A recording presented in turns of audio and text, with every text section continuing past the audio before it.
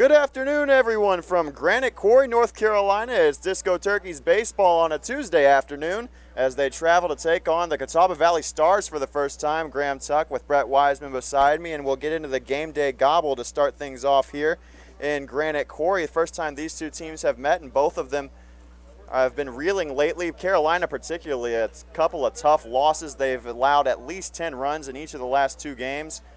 What are you looking for coming into this contest to get back in the win column, Brett?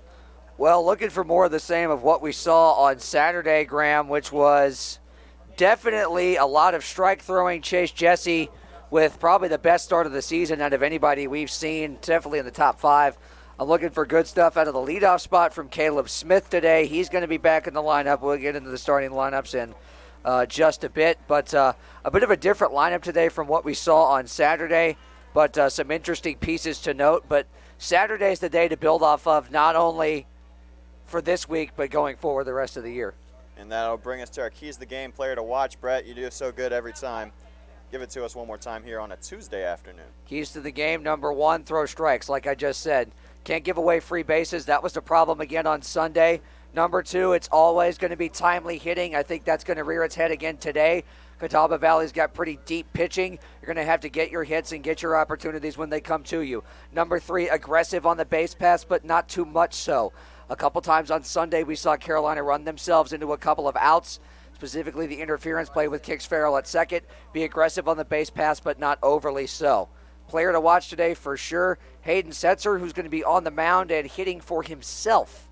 Had that two-run triple on Saturday and another extra base hit on Sunday. First time we've seen him back on the mound since he returned from injury, and it should be a memorable performance for him playing at his hometown stadium.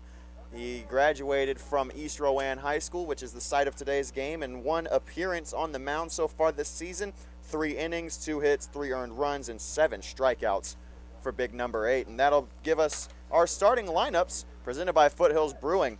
Try Foothills great craft beer and coffee at any of their 3 Triad locations. Find out more at foothillsbrewing.com. We'll start things off with the visiting Disco Turkeys. It's Caleb Smith playing center field in the leadoff spot. Kix Farrell playing shortstop behind him. Hayden Setzer in the 3-hole on the mound.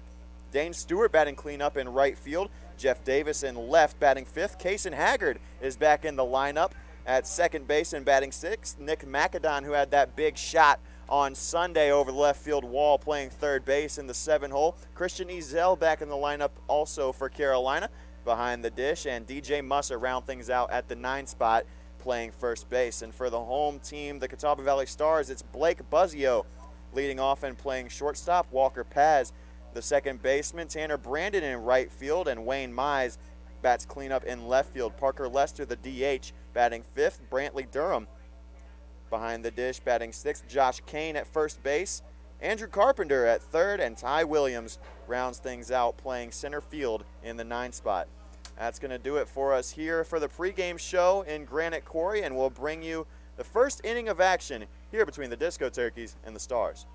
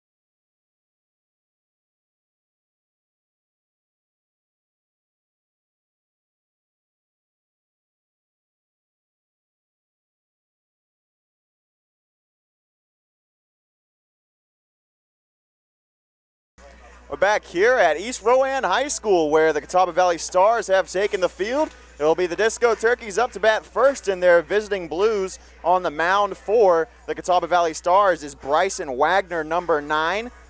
Again, this is the first time that these two teams have met, and the first time for a couple of players getting back in the lineup for Carolina. Caleb Smith back after a week off. Jeff Davis making his return to the lineup, as well as Christian Ezel, DJ Musser, and Kason Haggard.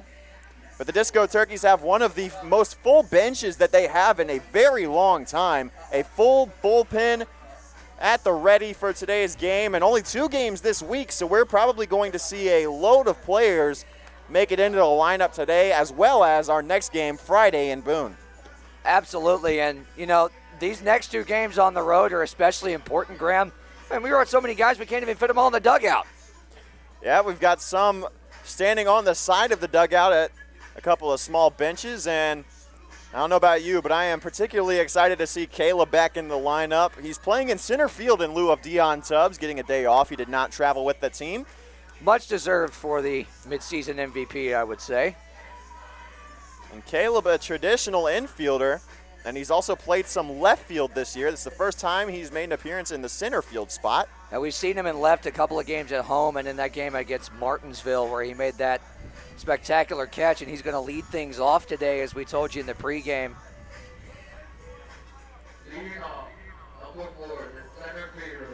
Then you see Smith there, stepping in.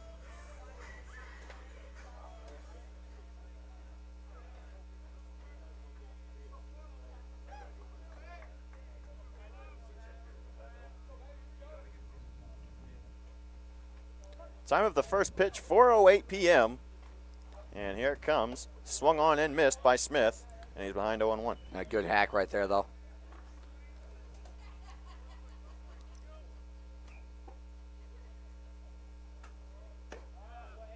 Taken a bit low, ball 1. That's a great take right there. Pretty much the same pitch. For him to spit on that one. Didn't miss by a whole lot. 1-1. High for ball 2.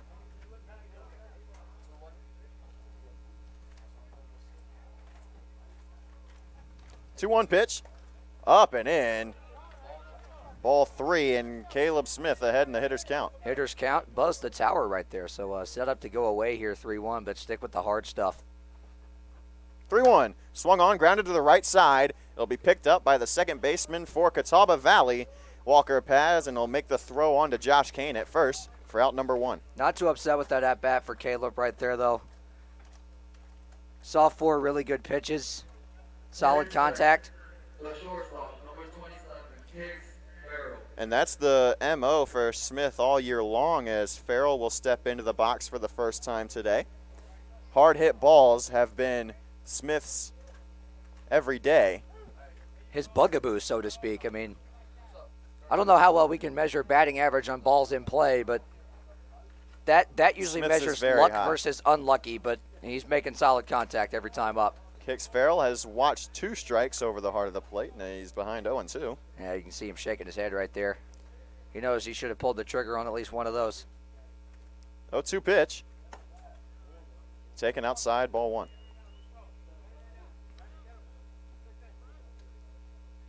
Kicks had a pretty eventful weekend. That he did. He boosted his batting average a good bit. Swung on to the right side, and it'll drop in right field for a base hit. Tanner Brandon was coming in, laid out for it, but couldn't quite make the catch, and it's a 1-out base hit for Kix Farrell. Good stuff right there from 27 in blue. Good opposite field swing. Drove that through the zone, and here comes the hometown boy, big number 8, Hayden Setzer. And for Kix this year, that's his 14th hit in 15 starts. He was batting .325 coming into the contest. First pitch to Hayden Setzer is inside for ball 1.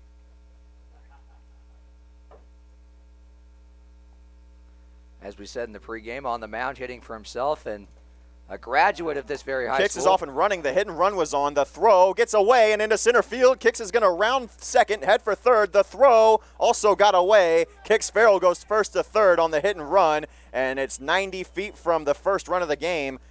with Kix Farrell standing on third. And that is the impact that Kix can provide, especially without Dion in the lineup. You need a guy like Kix to get things going on the base pass and get that aggressiveness. Like I said, aggressive but not too aggressive. Made the right play right there, even though the hit and run was on. Now you got a 1-1 count with one down. A fly ball brings him in. And short porches here down the lines too, Graham. 310 both to left and right. Setzer's a big RBI guy. He's got 7 in 6 games. Pretty decent opportunity here. A ball in play will bring in Farrell. Fouled off sharply towards the Carolina dugout, and Setzer's behind 1-2. It's interesting how this ballpark is laid out. And as we said, 310 down the lines, 370 only to dead center, 343 to the right center gap, 327 to left center. So, and in left field, it's got that hill beyond the warning track. That pitch down and in, ball 2. It'll even the count up. Boy, would it be something if the hometown boy could get a hold of one right here. Graduated from East Rowan, where this game is played. Swing and a miss, strike 3, and Setzer is sat down, and it's 2 outs in the inning. For Catawba Valley, it'll bring up Dane Stewart. And big-time velo on the fastball right there.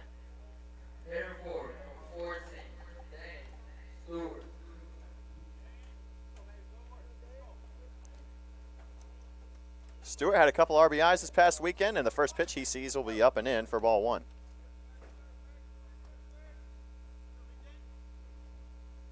As we said, he's made pretty good contact every time he's been up. It's just the numbers aren't quite there. Same situation as a Caleb Smith, but Dane's seen more playing time, especially over the weekend. And from what we could tell in his at-bats, made the most of every one of them. Big cut from Stewart, but he fans on it, and it's a 2-1 count now. I don't mind that cut 2-0 ahead in the count.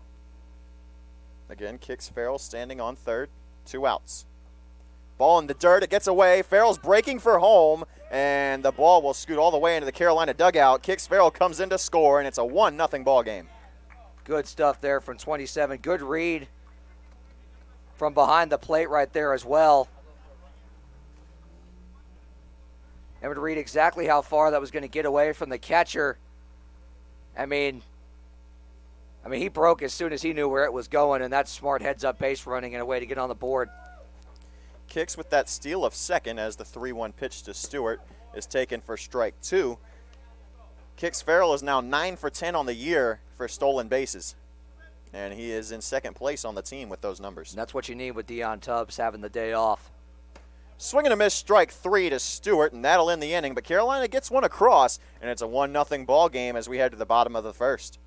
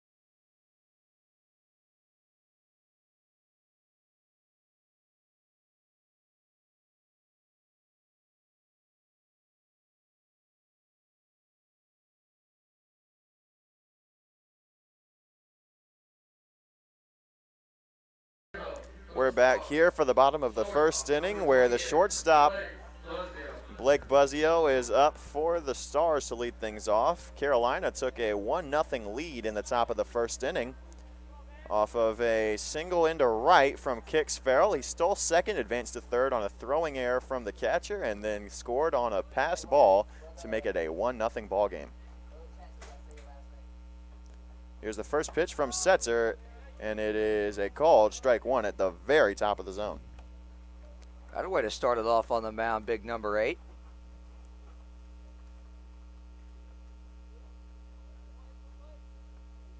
Oh, 1 to Buzzio. Here it is. Popped up right side, and it'll go foul.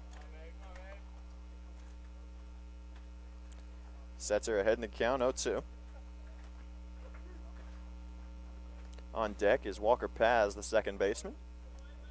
It's a pretty versatile Catawba Valley lineup.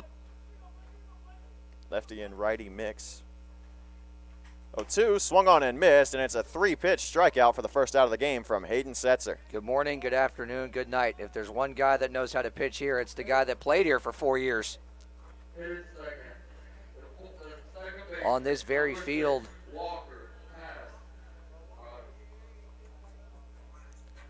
So it'll bring up Walker Paz, the second baseman, who made that play to record the first out. Ground out by Caleb Smith. No, I didn't want to say the last name.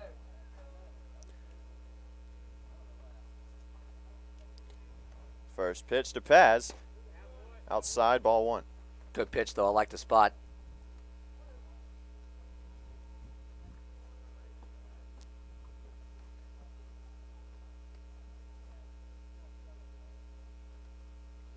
One 0. Popped up, but it'll get out of play, and the count evens at 1. A bad cut right there from Paz, 1-0, but if you're Setzer, that is not the spot you want to live on. Up in the zone like that to a lefty with good pop and good speed. 1-1 pitch. High for ball 2.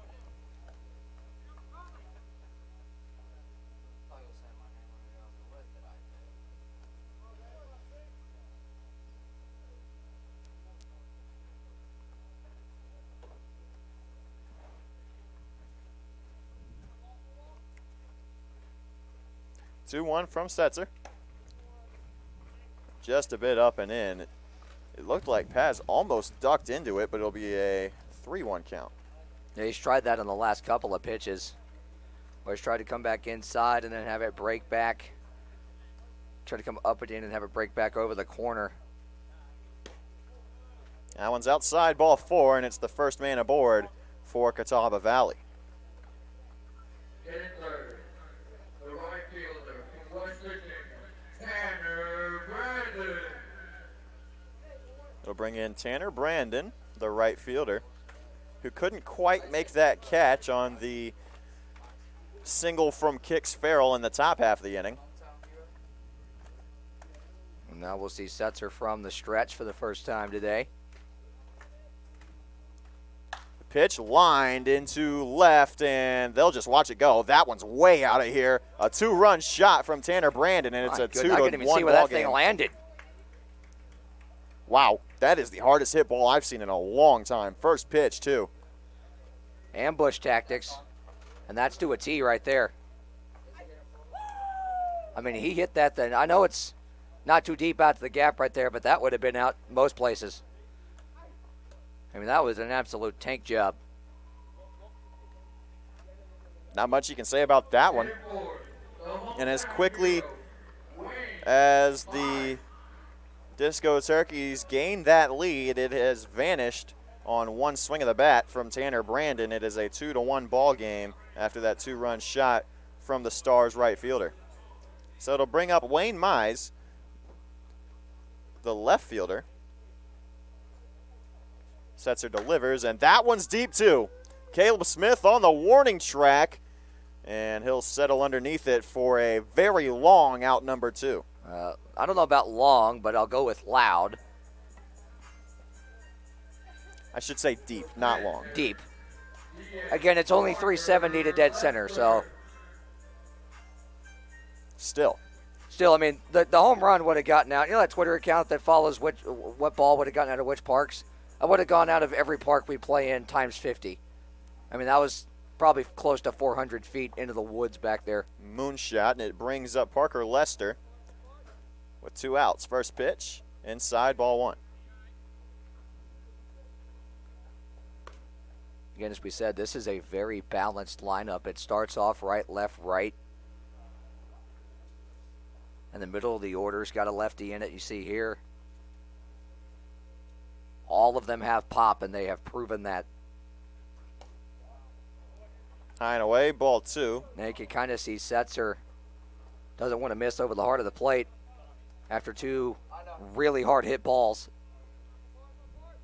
Fortunately for him, only one of which went over the wall. The 2-0 pitch is in there for a called strike 1. Good pitch from Setzer to get back in the count. Yeah, good comeback fastball right there. Good location on it as well.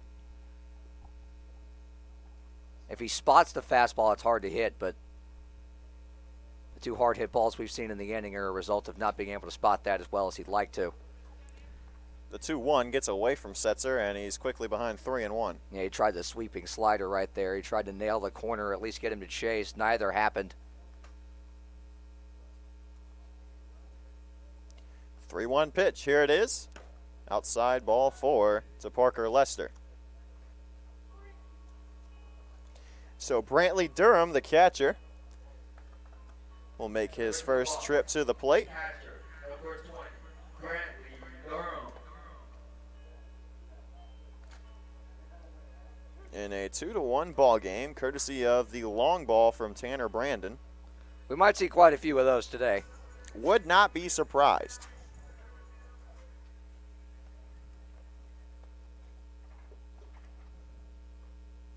Setzer delivers.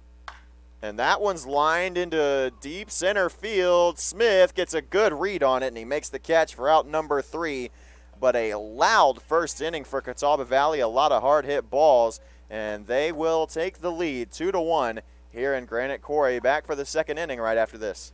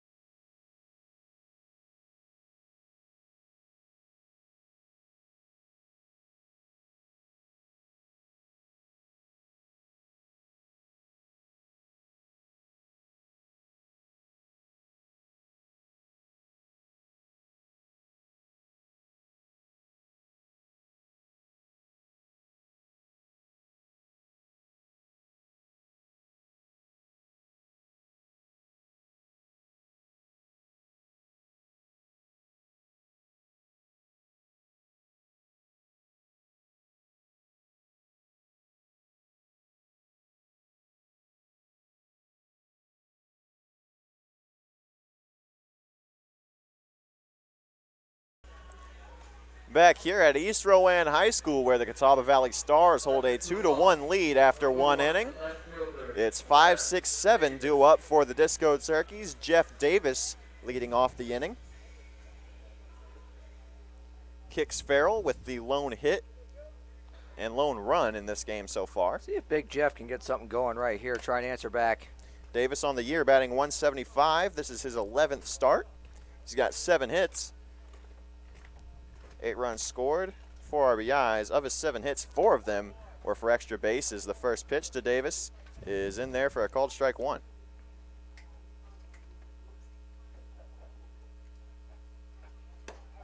Again called strike, and he's behind 0-2. Bryson Wagner's doing good work on the mound so far. Maybe a little too passive right here from Jeff. 2 pitches right down the pipe. 0-2. Swings on that one, and a good piece of contact, but it goes in the wrong direction. It's still 0-2. Yeah, maybe the concept with taking those first 2 pitches and then taking that cut. He's just trying to time things up. 0-2. Swing and a miss on the high heat, and on 4 pitches, Jeff Davis is sat down. It's already the 3rd strikeout of the day for Wagner on the mound, and there's 1 out in the inning. Yeah, I think Wagner noticed on the 0-2 he might have caught too much of the plate. That time he came a little bit further up and in, and Jeff was way behind it. So it brings up Kason Haggard, making his first appearance in some time for Carolina. Good to see him back in the lineup. First pitch to him from Wagner is lined into right field, but it's right at Brandon, and it'll easily make the catch for out number 2. Second real hard hit ball we've seen, or third really, from Carolina, but only one of them got down for a hit.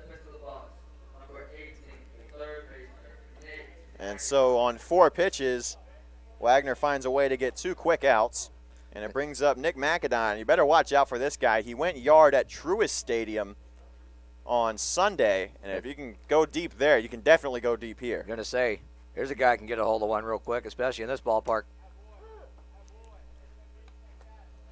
In there, called strike 1. McAdon was upset with himself on Sunday. He was called out on strikes for the first time all season long on Sunday.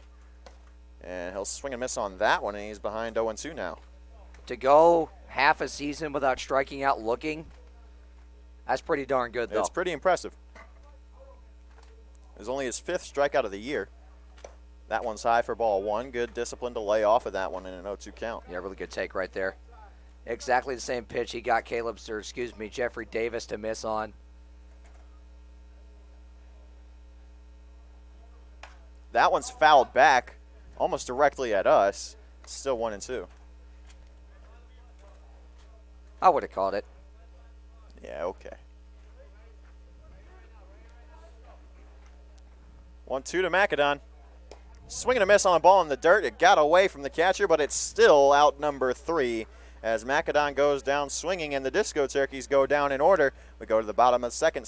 Score still 2-1 Stars.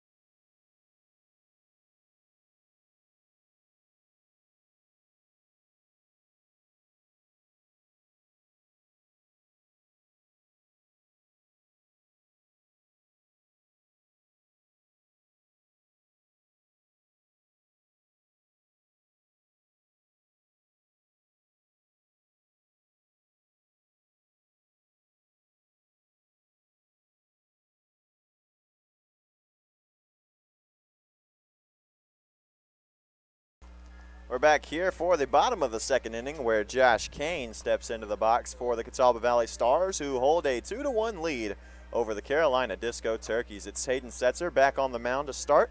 Tanner Brandon bringing in both of those 2 runs for the Stars with a long 2-run shot in the first inning on the first pitch he saw.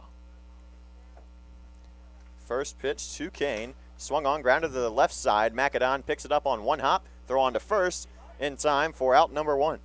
Good quick start to the second inning for Setzer. Number 22, Andrew Carpenter. But it's pretty clear the approach from Catawba Valley right now.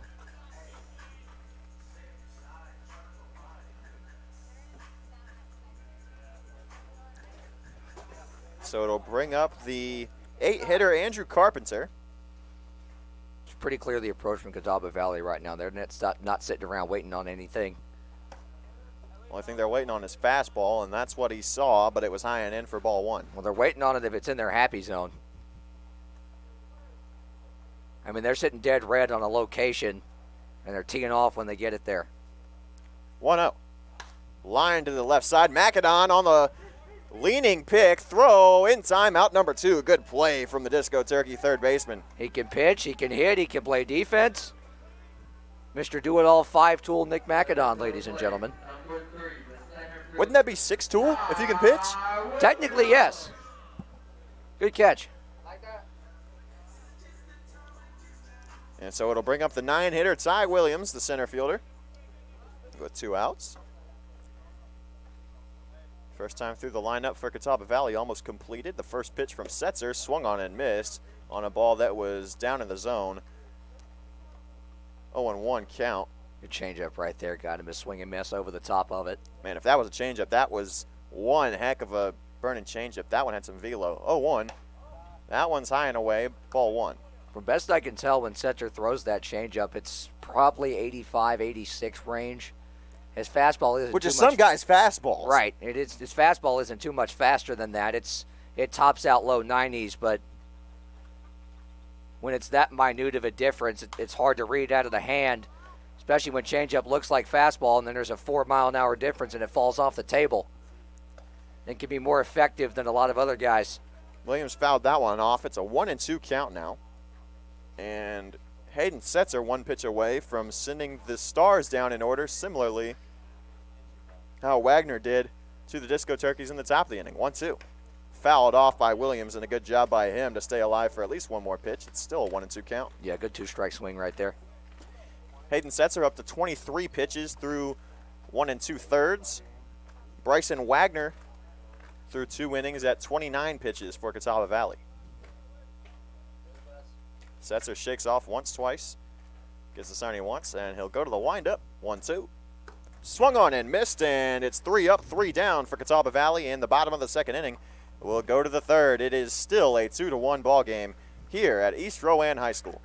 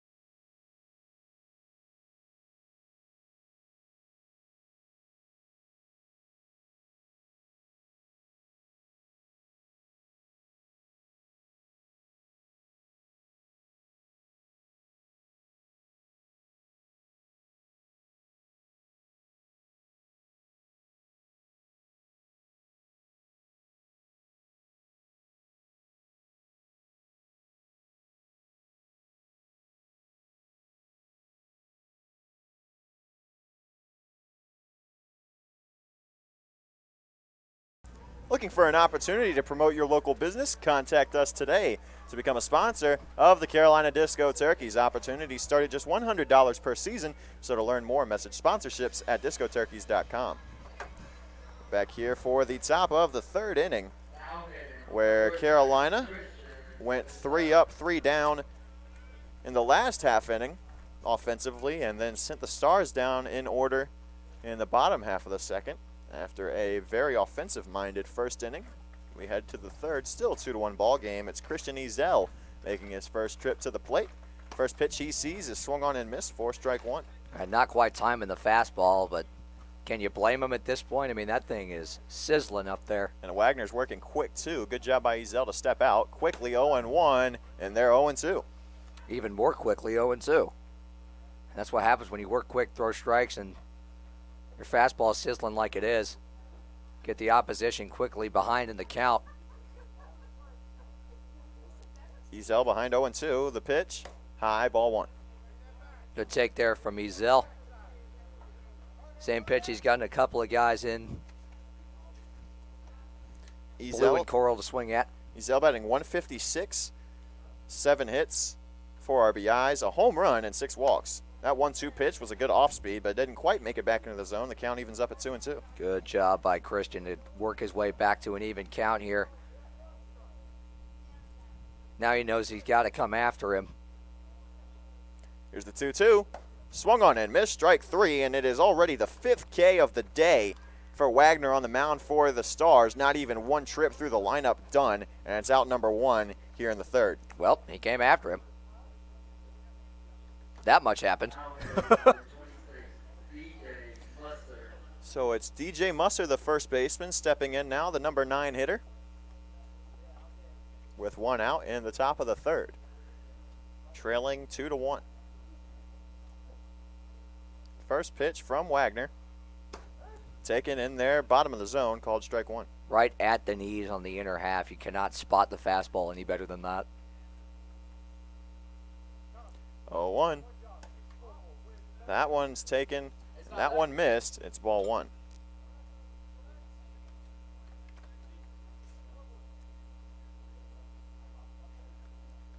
One pitch. Bottom of the zone. Didn't miss by a whole lot. It's 2-1. Yeah, a little bit frustrated right there, but that's a good spot on the mound. If you're going to miss, that's the place to do it. Exactly.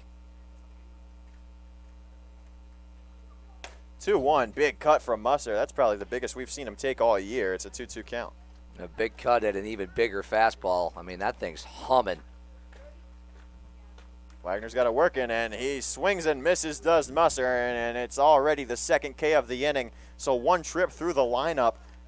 6 strikeouts already for Wagner here in the top of the third, and the lineup card will flip over to Caleb Smith.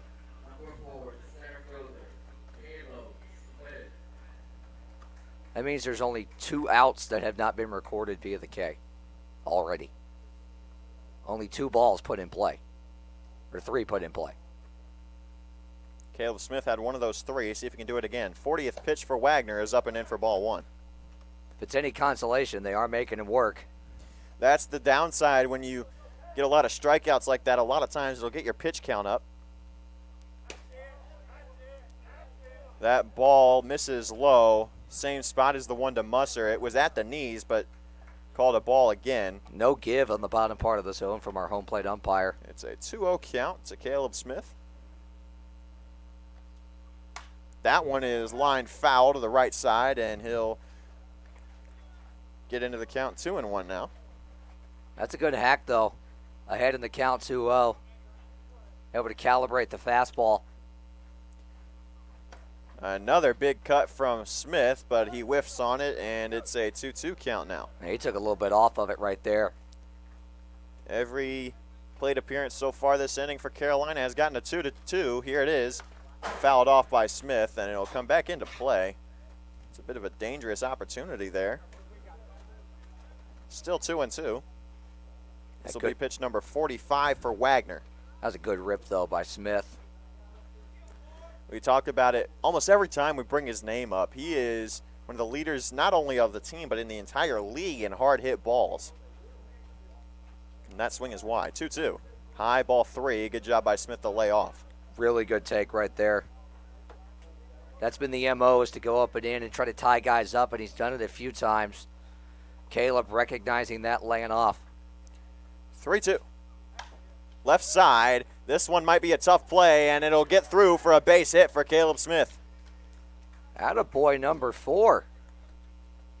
Work the count full. Get one you like, find a hole.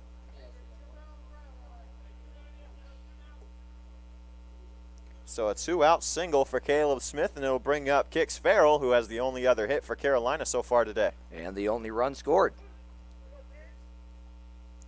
Also has a stolen base to his credit, his 9th of the year. Caleb Smith is 3rd on the team in stolen bases, behind Kix Farrell and Deion Tubbs. Smith has 6 on the season, and Farrell will watch that first pitch in for a called strike 1. That's not a bad take right there. That's a jam shot. He rolls over that to third base, and the inning's over if he takes a hack at it. 0-1. Same spot, same result. 0-2. Yeah, that one a little further over the plate.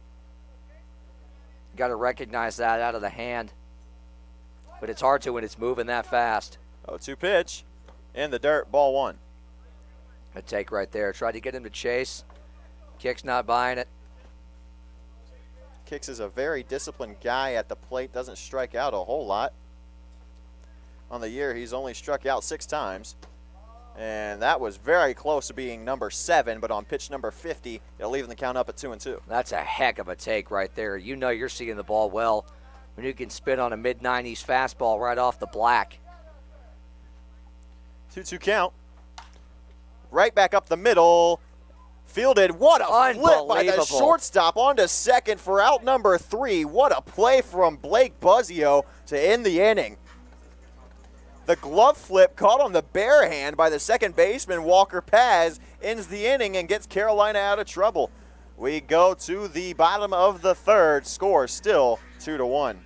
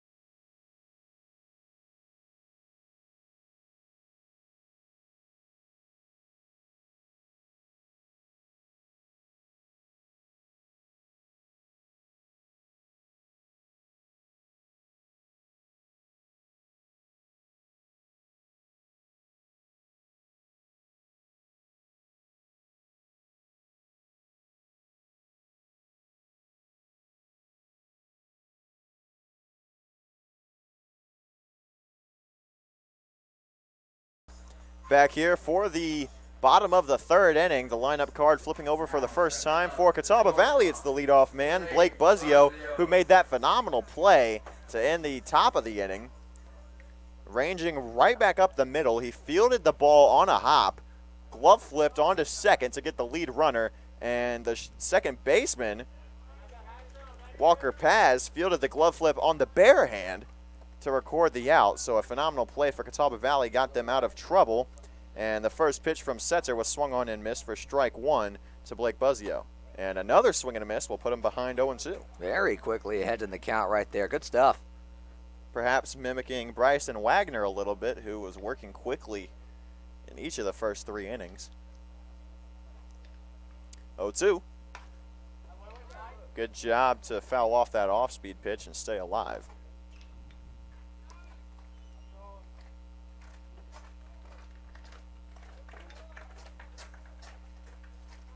It doesn't want to go down.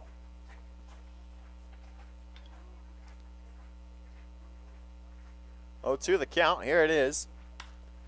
A check swing, line drive, foul to the left side, still 0-2. Very rarely do you see an excuse me swing produce that kind of exit velo. Well, he just got the right kind of contact angle on Well, he it. squared it up on a check swing. if he had followed through, that one might have landed on the wall in left field. On the very Probably least, the still would have warning been track. foul, though. Yeah, he was out in front of it for sure. 0-2. High, ball 1. Good miss. Especially when a guy came pretty close to squaring one up. And now you've changed the eye level.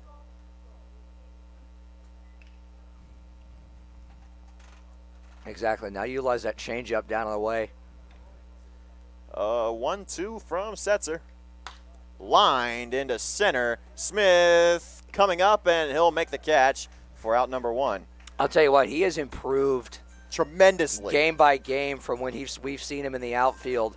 There's been a couple of balls already that have kind of been tough to read off the bat that he's gotten really good jumps on. The one kind of towards right center that he called off almost immediately. Realizing as the center fielder A, he had the right of way on it, and then on that ball right there, got a really good read on it and broke immediately in, knowing how shallowly it was hit. And that was one of his goals on the year, to improve in the outfield, so that he had that in his repertoire when he went back to UNCG. And that's the key, right? I mean, for a lot of these guys. As a good off-speed from Setzer is in the strike zone. It'll be a 1-1 count. I can't change it. Excuse me, that will make the count 0-2.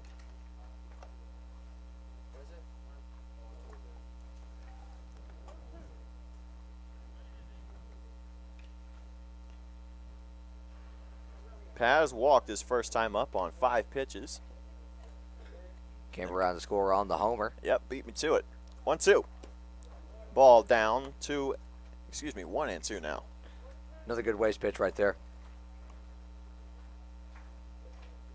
And the man on deck, Tanner Brandon, hit that long fly, 2-run shot. Can guarantee you Setzer's going to be a little more careful with this opposite number. That was the first pitch. 1-2. Taken outside, 2-2 now. Tried that sweeping slider again, lefty on lefty. I love the idea. He just didn't tempt him with it. You got to make it a competitive pitch.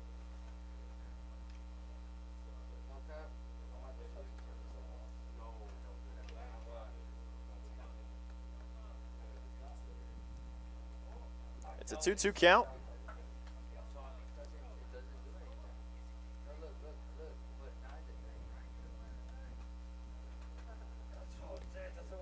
The pitch outside, ball 3. Good job by Paz to work himself back into the count. It runs full. Really good job by Paz, especially a guy that walked his first time up. He certainly knows how to work the count. 3-2 pitch. Lined to short, and Farrell got caught leaning the other way. It'll be a single for Walker Paz. And not the best read off the bat right there from Kicks, but playing shading up the middle against the lefty, that's where you want to play. Credit to Paz to shoot that thing through the opposite hole. And Tanner Brandon will step in after he hit that big fly last time up. It was a big one, too. I mean, tape measure. And everybody Just stood and everybody watched in the it. vicinity knew it was gone off the bat. First pitch. Taken. He did go around, but the ball got away from Ezel. And the count is 0-1, but Paz will advance to second. Good for Hayden to get ahead in the count right there and get him fooled, but runner in scoring position with 1 out changes the complexion of things a little bit. Paz on second, Brandon at the plate, who's 1 for 1. That one is just a bit outside. It'll even the count up at 1 apiece. Good spot to miss, though. 1 out in Especially the against the inning. guy, sorry, Graham, especially against the guy that took you yard first time up. You don't want to miss over the heart of the plate with a fastball. Wayne Mize is on deck. He flew out to deep center his last time up. 1-1 pitch, misses high, and Brandon will get ahead. 2-1. Yeah, he's definitely being a little more careful here in this AB.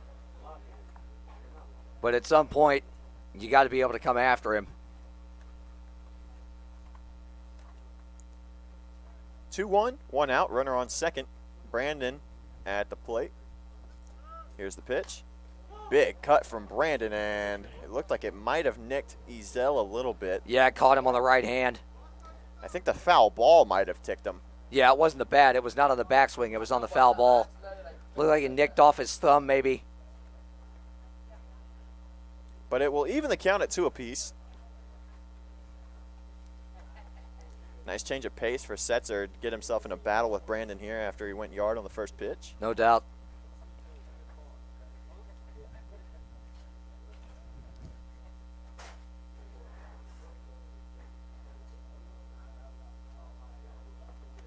Be a big second out if he can get it right here. This will be pitch number 40.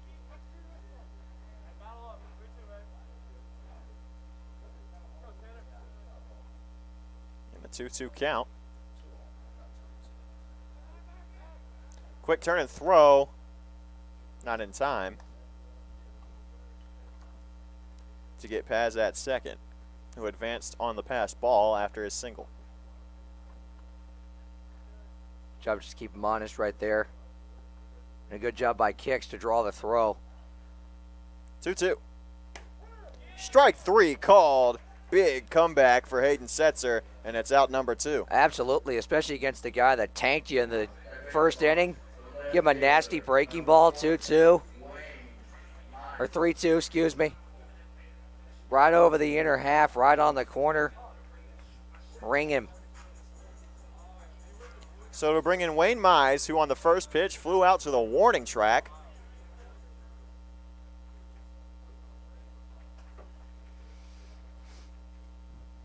It's almost back-to-back jacks. There's a reason he's hitting cleanup. A big jump from Paz at second will force a quick turn and throw from the big lefty on the mound. He's 6'3", 190. First pitch to Wayne Mize. Again, first pitch swinging. It's fouled back into the netting, 0-1. Now, like I said, across the board, 1 through 9, this lineup is not afraid to go after the first pitch if it's in a location they like.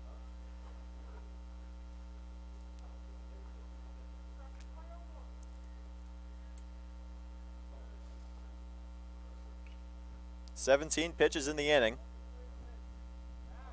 Another turn and throw to second. Nobody holding Mon, though. The West Texas A&M products playing up the middle. Farrell at short and Haggard at second. Macadon at third, and Musser rounding out the infield at first. A one from Setzer. Deep left field. This one along the warning track. Davis and Smith converging, and Davis dropped it. Paz is going to come in to score as Mize reaches on the air, and it is 3-1 Catawba Valley. You can't afford that. I mean, you're inches away from getting out of the inning on a routine play,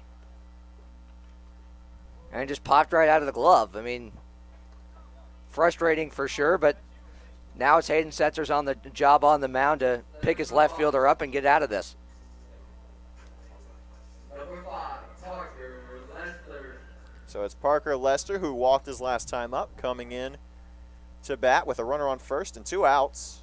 And the first pitch from Setzer is in there for a called strike 1. Not a way to try and pick your boy up in left field. Exactly my thoughts.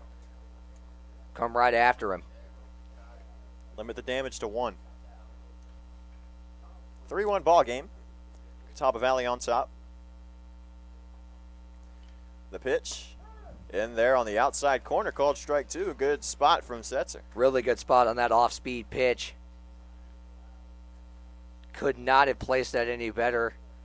Probably would have liked for it to be a little bit lower in the zone, but outer half like that, you'll take it.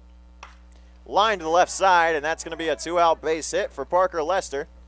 It'll advance Wayne Mize to second, and there are still 2 gone. But now there are 2 on. Extends the inning, too, and extends the pitch count for Hayden. To the boss. Number 20, the catcher, Brantley Durham. So Brantley Durham will step in. Flew out to center in the first inning for out number 3. Another hard hit ball. Middle of the lineup is producing and then some so far for the Stars today. First pitch called strike one again from Hayden Setzer. Tried to get ahead in the count right there. Fastball inner half, left on right.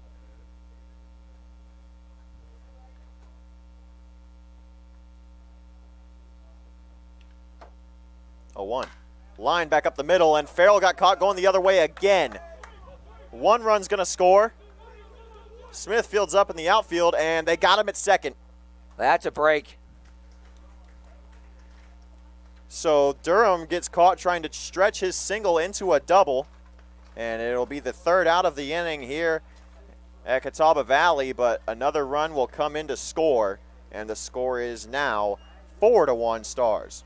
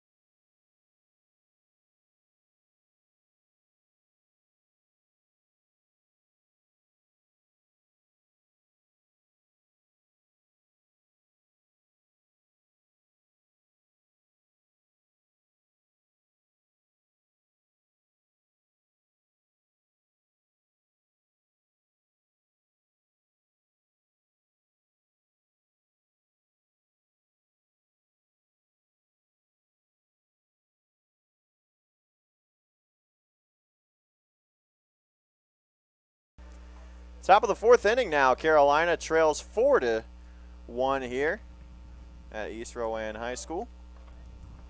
2 unearned runs in the bottom of the third after a drop fly ball by Jeff Davis in left field. Brought in Walker Pass to score, and Wayne Mize, who reached on the air, was the only other run in the inning on the RBI single from Brantley Durham. Hayden Setzer stepping in. He'll watch that first pitch for ball one.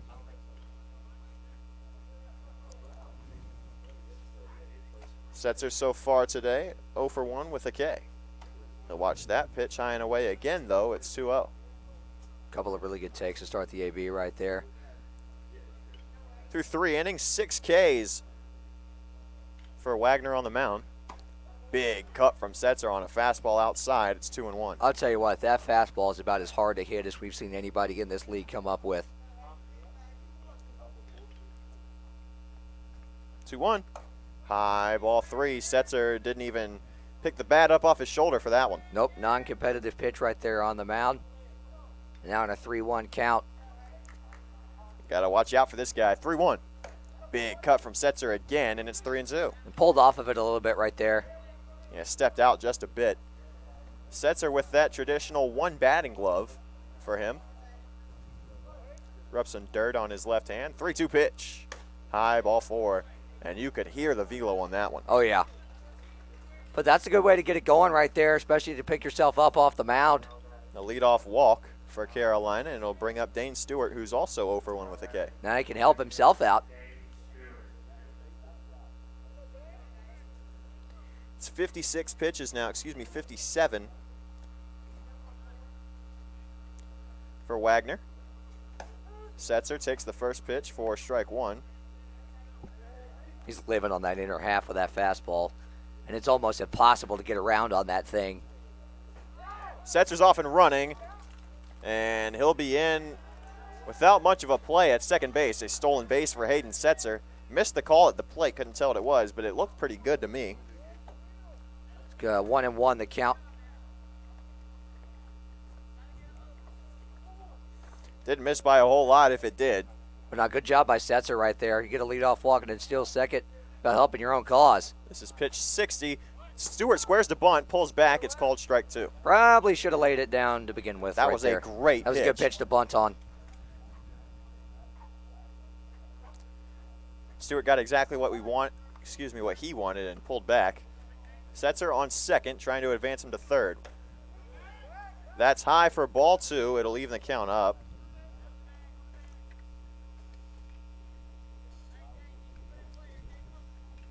And you can hear Kurt Cabana saying, I need you to put it in play here, kid. And that they do. No outs, runner in scoring position, and down by 3. Cannot afford to leave a runner in scoring position on here. Stewart with a good job to call time. Very aware at the plate. Yep. And importantly, that lets Setzer reset his lead.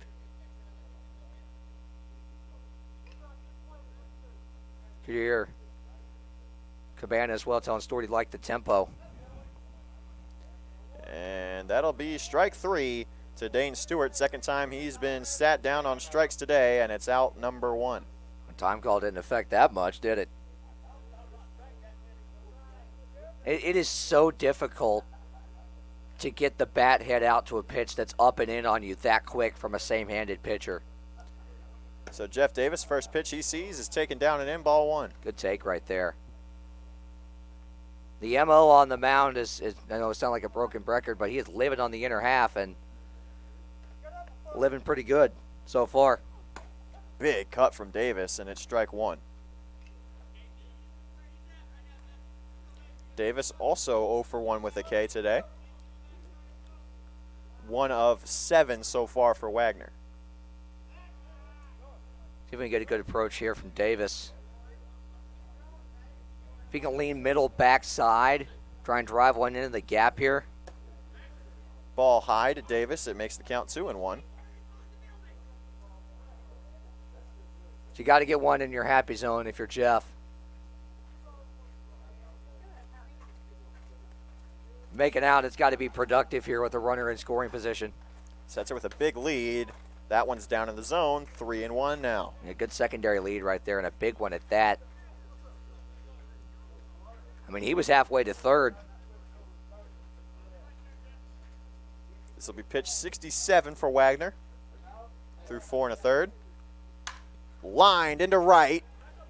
That's a very good piece of contact, but it's a sac fly as tagging to come to third is Setzer, and he'll be safe.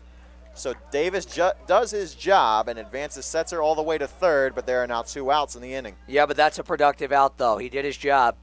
And a good job by big number 8, too, on the slide into what's a pretty narrow area around the bag. And they appealed at second to no avail. Oh, no. Hayden was He definitely tagged in time. But still, a good job on a pretty narrow area around third base right there. Kept his non-batting gloved hand on the bag. Which is not easy. No, it is not. See if Kaysen can pick his pitcher up right here. Kaysen lined out to right his last time up in the second inning, and the first pitch he sees is ball 1. It was solid contact, though. Very solid contact. Infield's playing at regular depth, so there's room up the middle. Popped him up, and it'll get out of play. 1-1. Out of play and then some off the shed.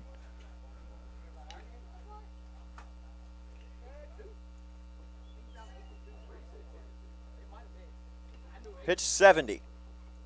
High and in, ball 2. Good take right there. When there's room up the middle like that, you can kind of have a tendency as a hitter to lean a little bit. Way to stay back and stay composed on that. 2-1 pitch is fouled off, and it'll make the count even. If he gets around on that thing, it ain't coming down anytime soon. Especially with these dimensions here at this ballpark. at East Rowan High School. And that 3:10 can't to left. be the complete approach, but it factors in to some degree. Oh, for sure. 2-2. Wow. That has not been a strike all day, but it was called one there, and it's out number 3. So the Disco Turkeys catch a bad break, and we'll go to the bottom half of the 4th. Still down 4-1.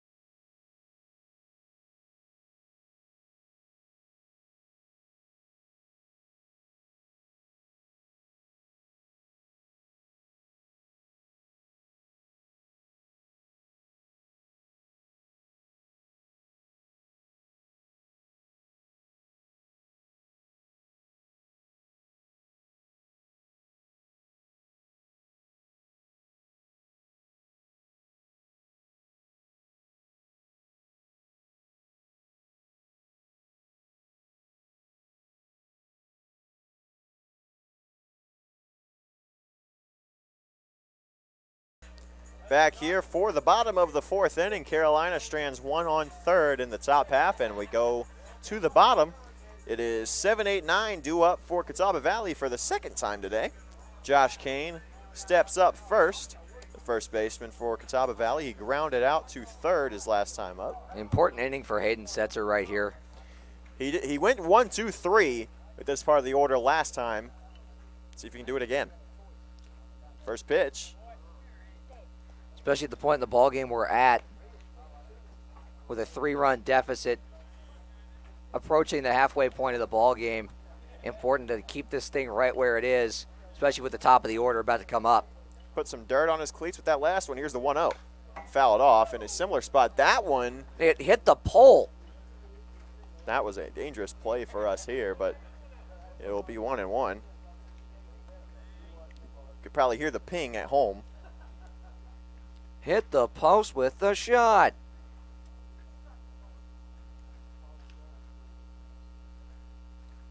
1-1 from Setzer. Fouled off again. That one caught Ezel again. It went dirt. It went dirt, then chest protector, then dirt again, and it'll make the count 1-2. Hey, what? That chest protector is getting its work in today. It's about the 3rd or 4th foul ball he's been nicked on. Ezel's taking a beating back there. You see him stretch it out. 4-1 ball game, 1-2 pitch from Setzer. Good off speed. Oh my gosh, that's strike 3, but it was ball 2. Apparently. The zone is losing its consistency as we move along here this afternoon.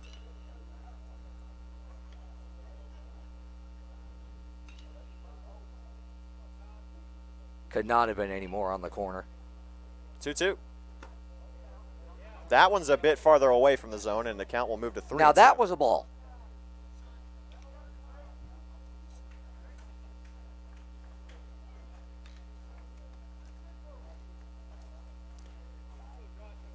Big spot from Setzer, 3-2. Leadoff walk would not help the cause. From the windup, the pitch. Fouled off, and we'll do it over again. Guess who got hit with it again?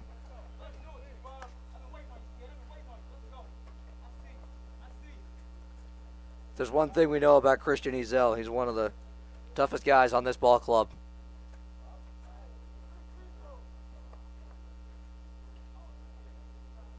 When you got a head of hair like that, it's kind of comes with the territory. 3-2. Swung on and missed. Out number 1. Good job from Setzer to go get that K.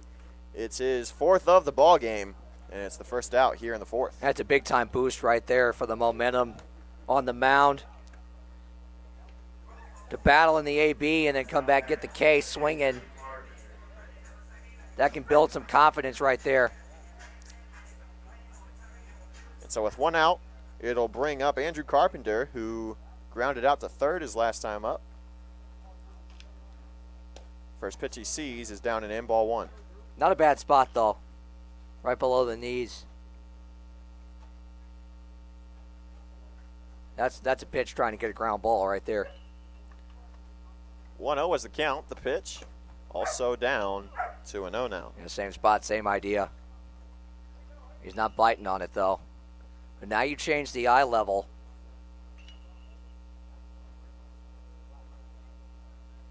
Think you go fastball up here? Yeah, I like fastball up and in. 2-0. It was fastball, but not caught, quite up. Yeah, it caught too much of the plate. Luckily for Setzer, fouled off 2-1. Looks like Nolan Fernandez is making his way out to the bullpen down the left field line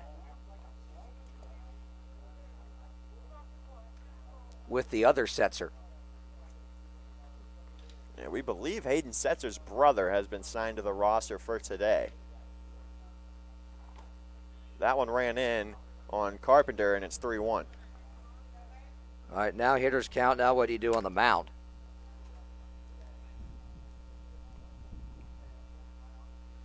Got to come after him, I think.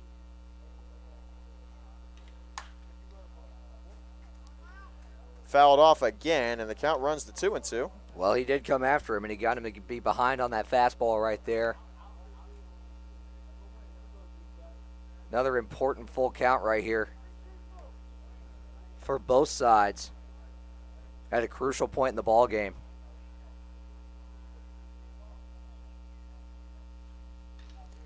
'60th pitch, 3-2, grounded to the left side. Tough play for McAdon. He'll pick it up, throw on to first, and it's in time for out number 2. That play is a lot harder than Nick McAdon just made it look.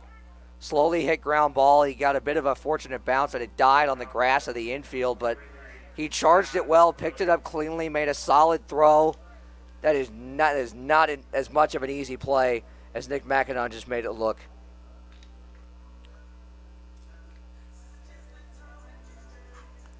And so it'll bring up Ty Williams, who struck out swinging to end the second, his last time up.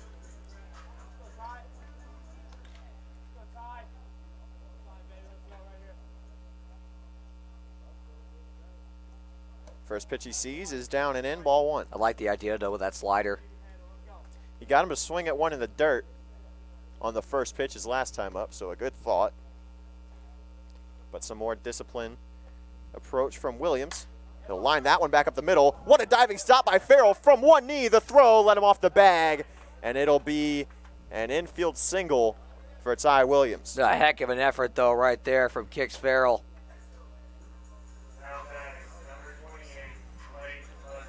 I mean, just to keep that ball in the infield is tough, especially an infield that, as we've seen a couple of balls hit his way, take funky hops. An infield that plays like this, to keep one on it. You can see he made the adjustment, though, after the 2 balls got through the hole on the left side. He was playing a little bit more to his right than he normally would be. So it'll bring up the leadoff man, Blake Buzzio, who's 0 for 2 with a strikeout and a lineout. Off and running is Williams. It's the hit and run, but it's fouled off for strike 1. Well, I see the idea with the lineup. If the 9-hole guy gets on, You got a good contact hitter in the leadoff spot. Hit and run in full effect. and that's what we've seen Boone do a lot too, is they'll put a couple of their good speed guys 9-1. So when the lineup card flips over, if that 9-hole guy gets on, the hit and run is on. Quick pick back to first. Almost got him. But not quite in time to get Ty Williams. It was a Setzer, quick. the lefty. It's a quick pick though. 0-1 the count. Ball out to Blake Buzzio, the count 1-1. I would be shocked if they put the straight steal on again. If he goes, Buzzio's going to be hacking. I don't see straight steal with 2 outs. But with Williams' speed, you never know. Right. I mean, he's getting a pretty good lead over there, too, on a lefty. He's off and running. They got him, picked him off, and the throw on to second. Haggard unable to pick it out of the dirt. The throw back to first. They won't get him. Wow, DJ Musser with a bit of an errant throw on to second. They had Williams dead to rights, but instead, he's safe at first. I mean, they had him signed, sealed, and delivered right there. Musser just slipped out of his hand a little bit, trying to throw down the second.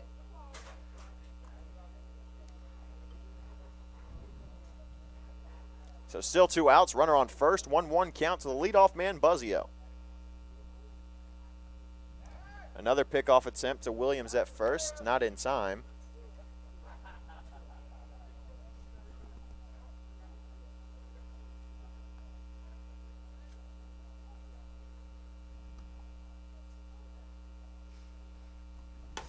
Swing and a miss from Buzzio, and the count's 1-2 now. Big time fastball right there. Couple of pickoffs. He's ready to rear back and let one go.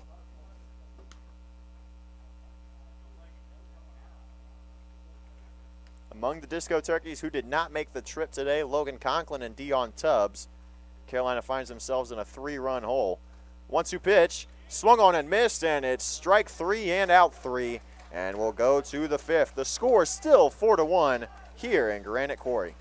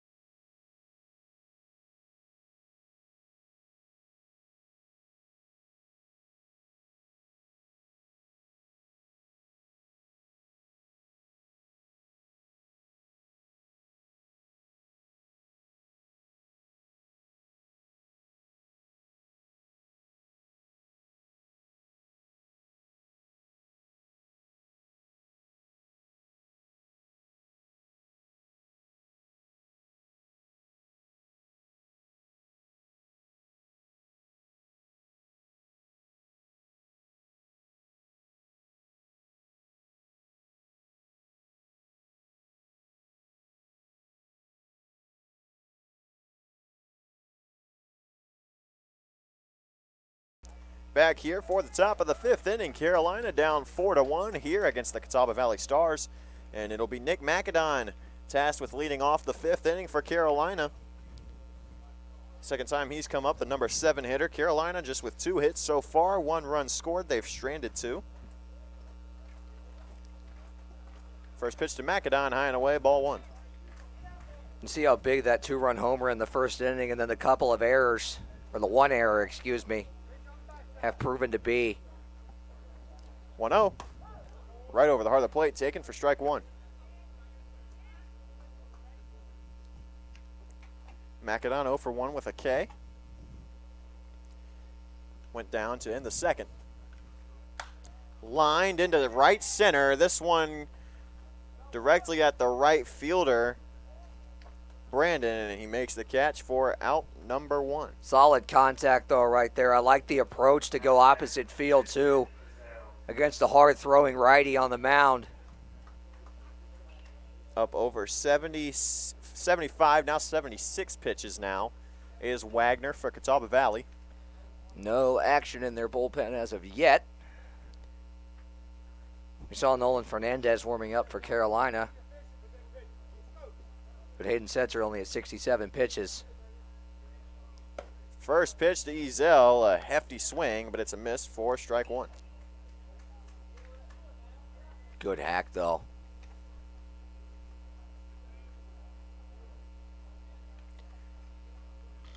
Oh, one pitch, inside corner, called strike two. Yeah. That's a tough one to make contact on, but also one you don't really want to lay off. It's just a great piece of work there from Wagner. Exactly. It's perfectly placed. Not too much you can do with it. 0-2. Down and away, ball one. Good take right there. Tried to get him fishing on the slider down and away, which is pretty darn good one at that.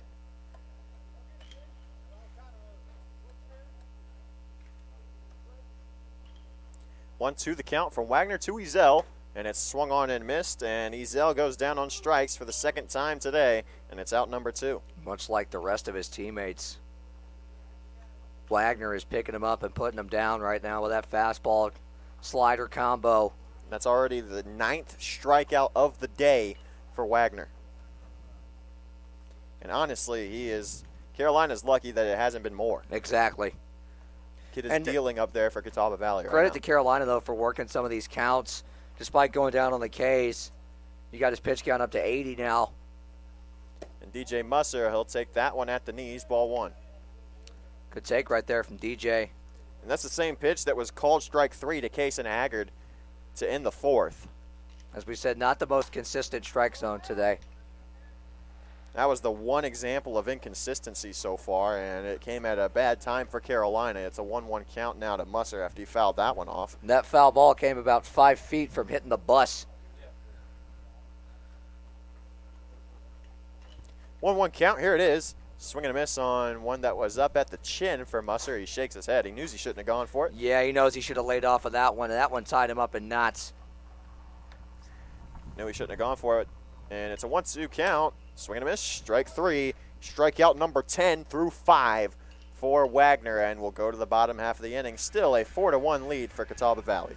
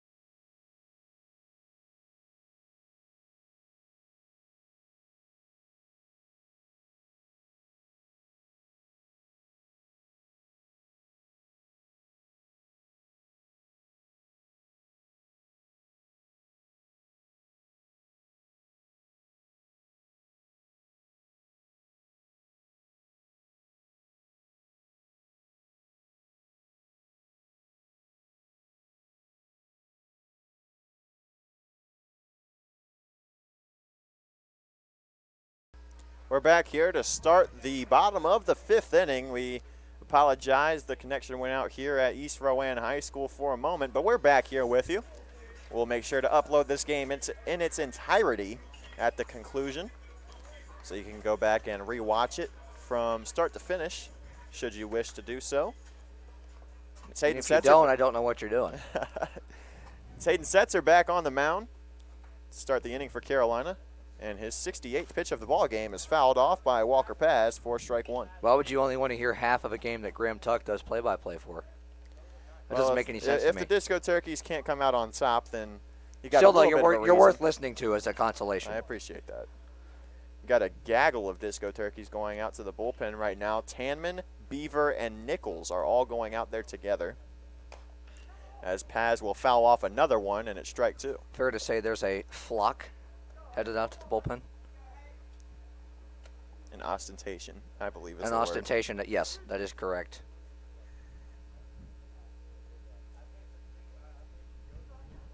We don't have a sponsor for a science segment yet. We're working on it. 0-2. Outside, ball 1. Good idea from Setzer, though. Yeah, good idea. Left on left, sweeping slider. And it's his 70th pitch of the ball game. Catawba's doing a good job, though, the left-handed hitters especially, of laying off that. Very disciplined day for Catawba Valley. The 1-2. Line back up the middle, and that is a very solid base hit for Walker Paz, his second of the game. He's 2 for 2, and he's also got a walk, and it comes with nobody out. Yeah, rocketed that thing right back through the box right there. Right approach. You got to tip your cap as a pitcher and a defense. And the top of the order for Catawba Valley is no joke. You can say that for sure. Especially this kid. It'll bring up Tanner Brandon, who is 1 for 2 with a strikeout and a 2-run homer. A 2-run tape measure shot at that. Oh, he went for the downs again right there. And didn't pay off. It's 0-1.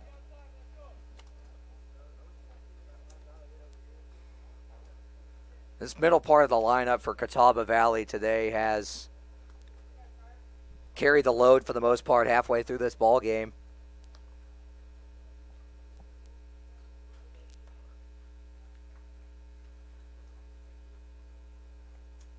Oh, 1. Got him in the foot. Oh, that one hurts. That's not good.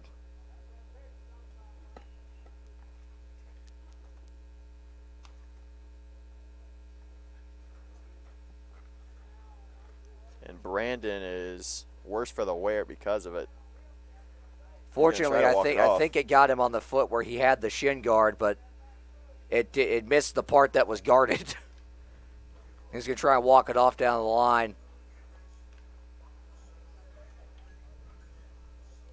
Nothing intentional for sure right there. He's just trying to come inside.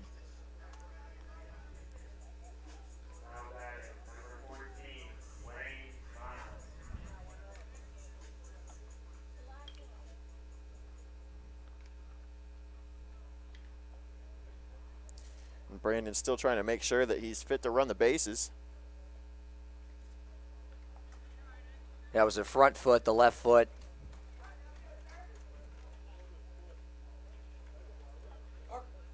But again, it was a slider that he tried to get down and in and jam him, and on comes Kirk Cabana now.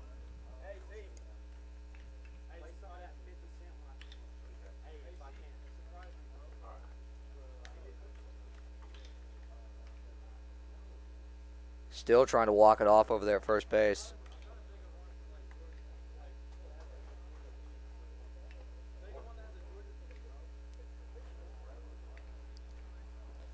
On deck is Parker Lester, the designated hitter, who is 1 for 1 today. But coming into bat now is Wayne Mize, who is 0 for 2. He reached on that error to deep left field his last time up. He has lined out, or put the ball in play to the deepest part of the park 2 times in a row. He's only seen 3 pitches. 2 of them have gone to the warning track. And he just squared to bunt.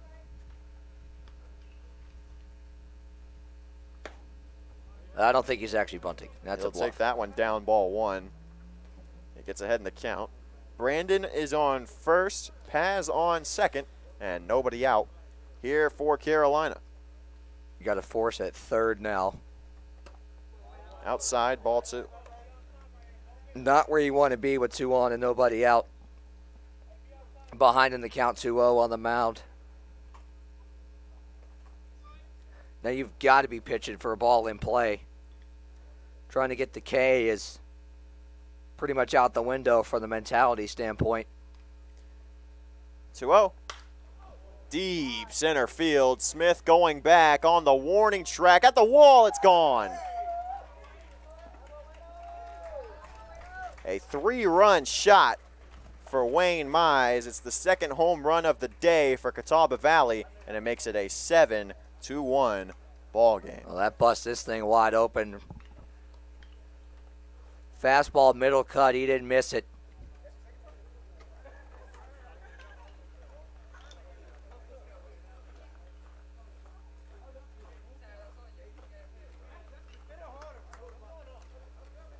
Out to deep center where it's only 370, but Caleb Smith did all he could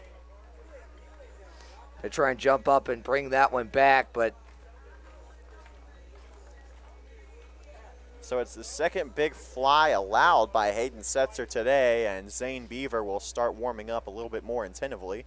first time we've seen Zane in quite a while. Had that blown save his last time on the mound, as this one is grounded to short. Farrell will pick it up and throw on to first for out number 1 as Lester is retired. It's a big out number 1 right there. Good comeback from Setzer. And that might indeed do it. That was pitch number 77 for Setzer. And we'll see who ends up getting the call, as Brantley Durham has stepped into bat. He's 1 for 2 with an RBI single and a flyout, and that'll do it for Hayden Setzer today. Yep, Kurt Cabana makes the point, but good effort from the hometown boy, Hayden Setzer.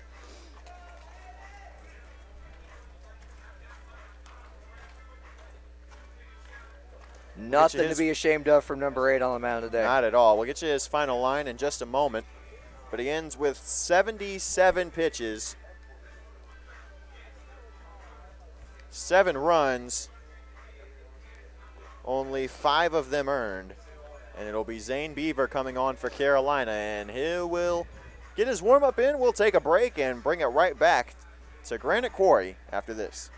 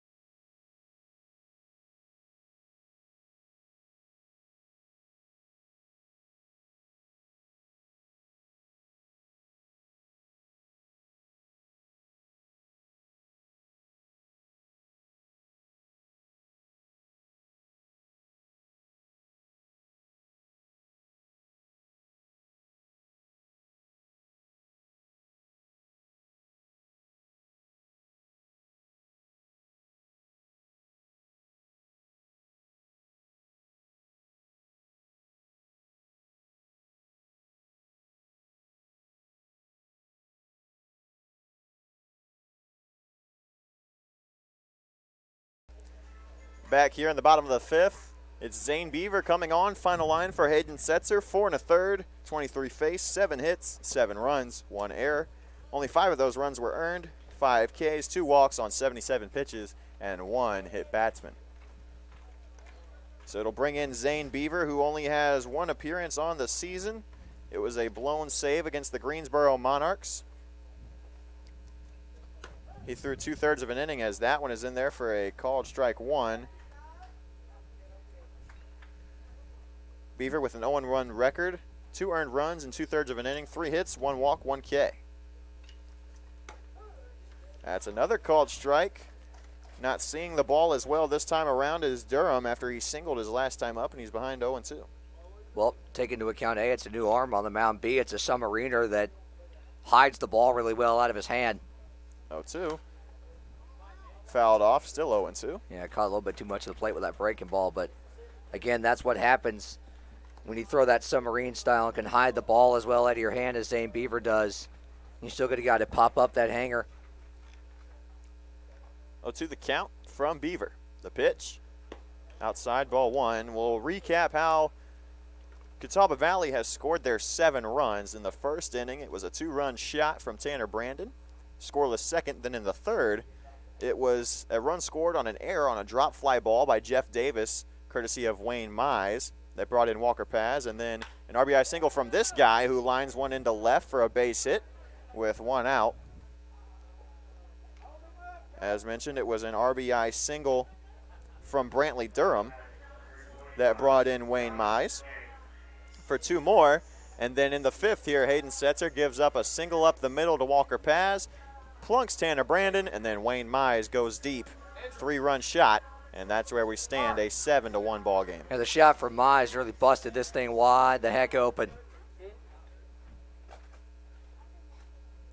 So it brings in Josh Kane. First pitch he sees, a bit high, very close to the zone. Not sure that I agree with the call, but it's 1-0. Yeah, it looked like a strike from up here, but down 7-1. A lot of times the home plate umpire not going to give you that call, but most umpires the score shouldn't matter. It's outside, ball 1. Nolan Fernandez is back up and throwing in the bullpen for Carolina. Might be the only inning we see Zane Beaver.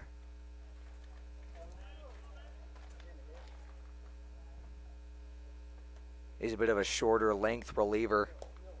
Big cut on a fastball down and in by Kane, and it's 2-1. Great location on it, too.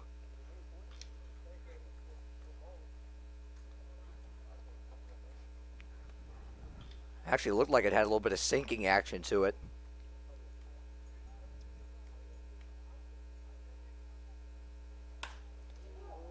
Sharp ground ball to the left side, but it'll go foul, and it's a 2-2 count now. That was a good cut right there.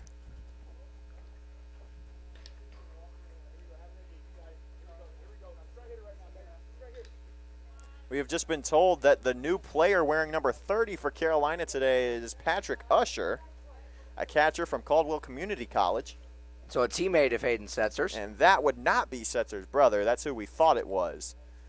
But Usher wearing the 30 jersey. And a swing and a miss on a ball in the dirt with a runner on first. It'll automatically be out number 2. Did you hear Kane is retired on Did you strikes. hear the whoosh? Is a big cut. But it's out number 2. That was 15-mile-an-hour wind behind that swing. I mean, a hack and a half. But a good pitch on the mound from Zane Beaver. Good sinking action right there. So with 2 outs, it'll be Andrew Carpenter. That one got away, the pickoff throw, and it'll get into the outfield. So advancing to second is Carpenter. Excuse me, that's Durham. That changes things a bit here with 2 down.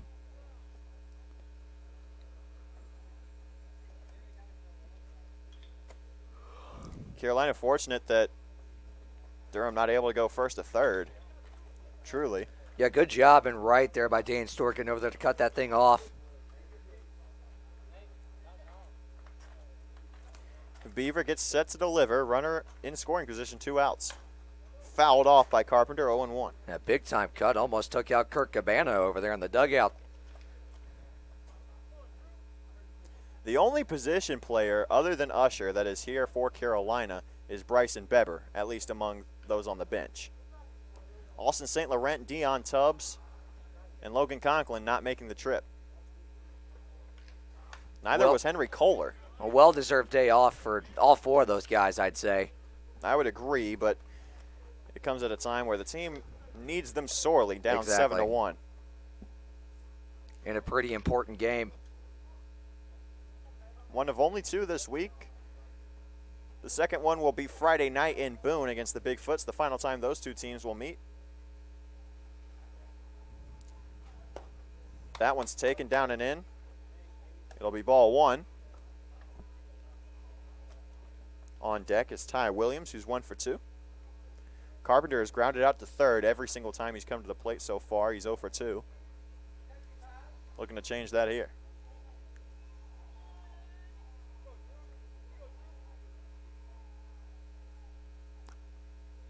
0-2 pitch. Off speed, right side, Haggard. Out number 3. Good job by Beaver right there to get the out. And that'll do it for the 5th. We'll go on to the 6th inning. Score still 7-1 after that big 3-run shot from Wayne Mize.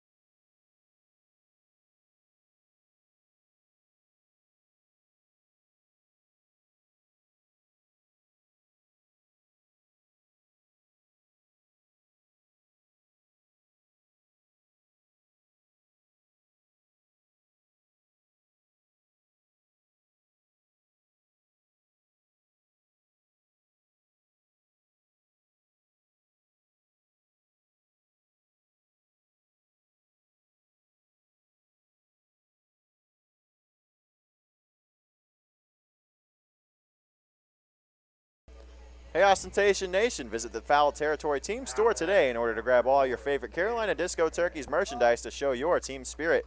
You can visit the team store at Truist Stadium during our next home game or at Disco Turkeys.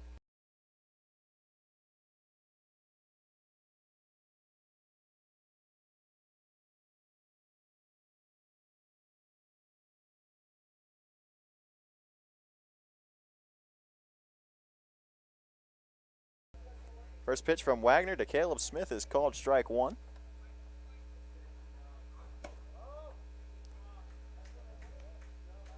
Taking a ball high, it's now 1-1. 1-1 did miss by a whole lot.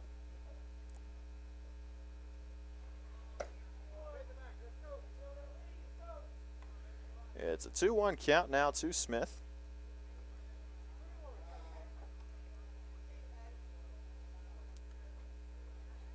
That one is lined hot back up the middle, and it's going to be a leadoff single for Caleb Smith, who is now 2 for 3 on the day. Well, fortune shined on him right there. The past couple of at-bats, really. He hit one hard but lined out first time up, last couple of ABs. Able to find a hole with the same level of solid contact. And as you said, when he hits the ball, very rarely is it soft contact. And it comes with nobody out. Carolina down by 6, but the top of the order up. Kicks Farrell at the plate, taking the ball high, 1-0. And now's the time to get the line moving and try and get back in this thing with the middle of the order coming up behind Kicks. You saw the Foul Territory Team Store ad between the last couple of half innings as Smith is off and running. Ball high. The throw won't get him. Smith with his 7th stolen base of the year. Good jump right there from Caleb.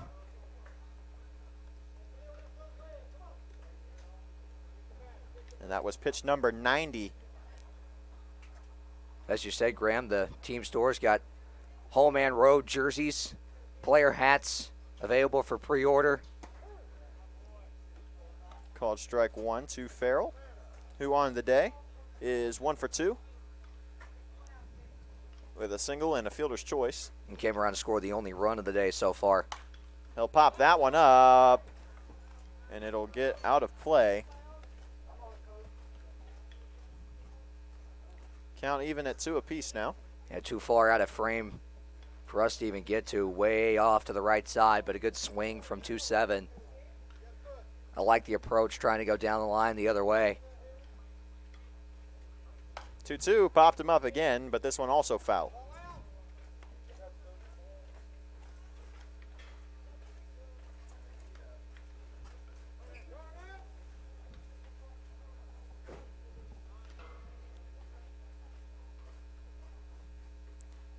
It's a 2-2 count. Here it is. Wow. That looked good. That one looked like strike 3, but Kid's fortunate that call looked went his good. way. It's a full count. Could be a break for Carolina. Smith standing on second. 3-2. That one's high into left, and on the warning track, the catch will be made for out number 1. Smith tagging the throw. They got him. Fly out, throw him out, double play, and it's 2 gone. That takes a lot of air out of the balloon right there. Man, Wayne Mize with a great throw onto third base. And it wasn't a bad tag from Smith either. It was well timed. That was a heck of a throw from the warning track. On a hard hit ball that kicks, I mean, maybe 10, 15 feet away from that going over the short porch out there and straightaway left.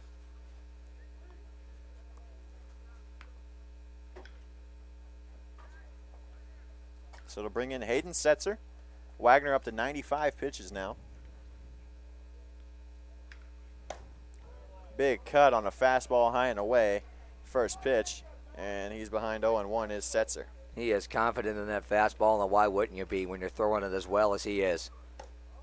Also high and away that time, but good job by Setzer to lay off 1-1. Yep, if you get him to chase at it, why not go to the well a second time? Setzer is 0-1 with a strikeout and a walk. He's also got a stolen base.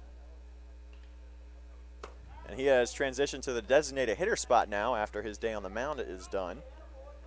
He'll fan on that one. It's 1-2. Good downward action on that fastball right there.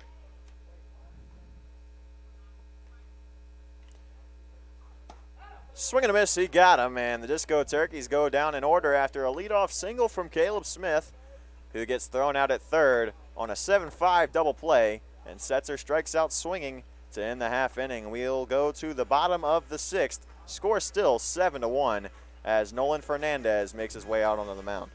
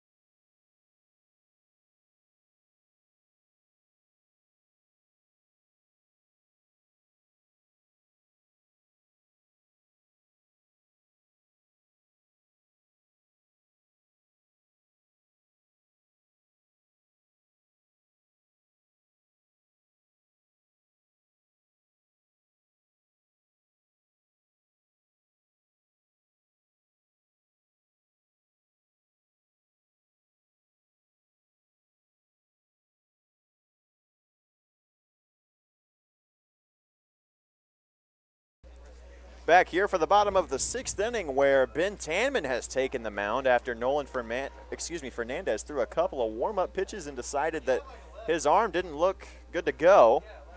So Tanman, who was also warming up, will come into the contest. AC Plum and Chase Locklear as well are in the bullpen, stretching and loosening. Tanman on the year, this is his 10th appearance, his 6th in relief. He's thrown 35 and a third innings, 32 earned runs through that time, 57 hits, and his strikeout to walk ratio in the positive, 19-28 in favor of the K. That's what he does best. He is a strikeout pitcher at the core, and that is something that Carolina desperately needs at this point in the ball game, trying to mount a comeback. 2 weekends ago, he had his longest outing of the year. He threw 7+ against the Greensboro Monarchs on June 25th. And did a whale of a job. The most pitches he's thrown in an outing this year was 120 against the Martinsville Ponies on June 4th, part of that extra inning contest. The first pitch of his afternoon is to Ty Williams, and a tie for ball 1. That was a good pitch, though. Williams on the day, 1 for 2. And he'll ground that to third. Macadon picks it up on the short hop. The throw on to first is in time, where Bryson Beber has come in for DJ Musser, and it's a quick out number 1 for Ben Tanman. Great stuff right there from Macadon. He is playing one heck of a hot corner right now. So the lineup will go back to the top one more time, the 4th time in 6 innings. It's Blake Buzzio, who is 0 for 3 with 2 Ks and a lineout. Called strike 1. Good pitch from Tanman to start that at bat. Beautiful bender right there.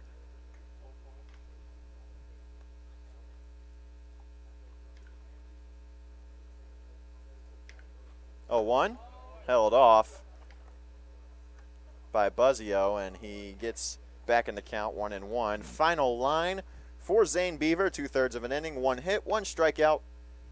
Only 3 batters faced and 1 plunked. Macadon couldn't pick that one up, and probably could have squared that one up. Davis is going to throw on to second as Buzzio took a turnaround first, but it is a... That wasn't a bad idea either, because it kind of died on the edge of the outfield grass. Well, I hesitated because how do you score that? Is that an error or a single? I Because think that's a base hit. it was a good piece of contact, but Macadon could have probably made that play. He probably could have made that play, but that's a tough hop. I mean, he thinks he should have made it, and that's usually what you judge it by if you're scoring it at home. But I don't know. That looked like a tough hop to get a pick on. Well, Macadon, if he had put his body more in front of that one, that probably Yeah, he saved the kind of infield at the allayed it a very little bit. least. Outside from Tam, and the count now 2-0. Now, if you're Tammon on the mound, you're pitching for one thing and one thing only right now, and that's a Double ground play ball. Yep. There's 1 out in the inning, and Walker Paz, who is 2 for 2 on the day, he scored 3 of the 7 runs for Catawba Valley, is ahead in the count 3-0. You do not want to have 2 on with the middle of the order coming up.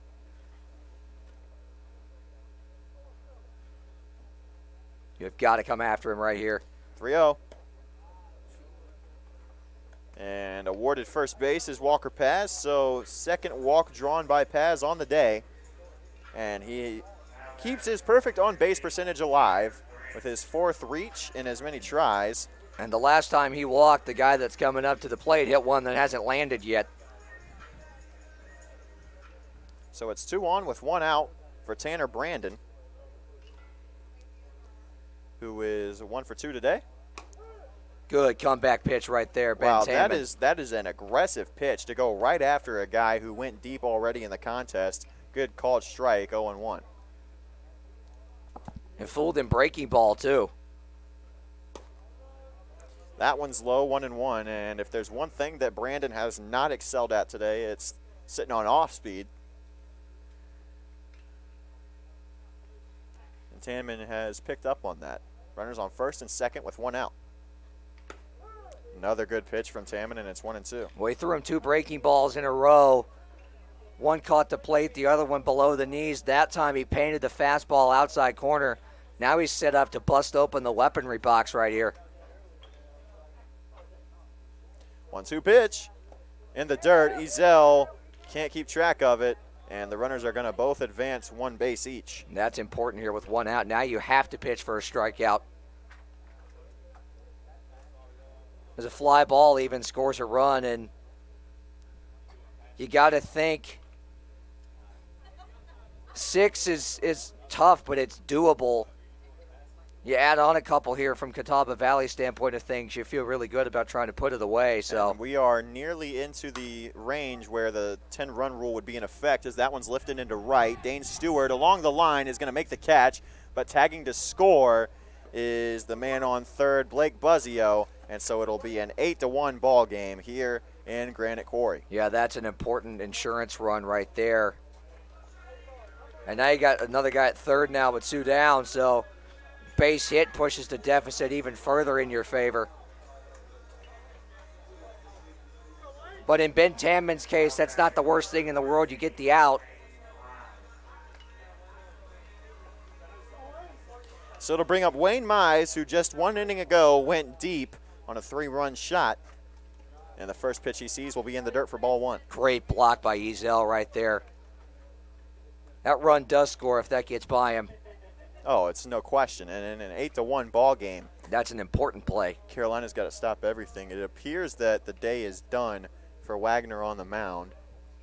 He's got some ice on his shoulder as a hot ground ball to the left side will go foul. It's 1-1. As in Fernandez's case, we don't know exactly what happened, but it appeared on the warm-up pitch that something just didn't feel right. So Well, that's for Fernandez. For Wagner, he's just thrown 98 pitches. Hotline drive, foul. ooh. Squared up the homer to dead center and very nearly had extra bases right there. Seeing it and seeing it well and making solid contact is number 14 in white and red. On the day, he's 1 for 3 with a deep fly out, reaching on an error to deep left field, and the home run. The home run was no cheapie either. 1-2 pitch in the dirt. You count even now. Good waste pitch and a great block by Ezel again right there to pick that thing on a hop and pop up and keep the runner honest at third. This could easily be a 9-1 ball game right now, if not for the play for Christian. Not for those Ezel. 2 blocks right there. 2-2. Deep center. Warning track. Caleb Smith made the catch out number 3. And so that'll do it for the 6th. One more across for Catawba Valley. We're going to go to the 7th. It is an 8-1 ball game.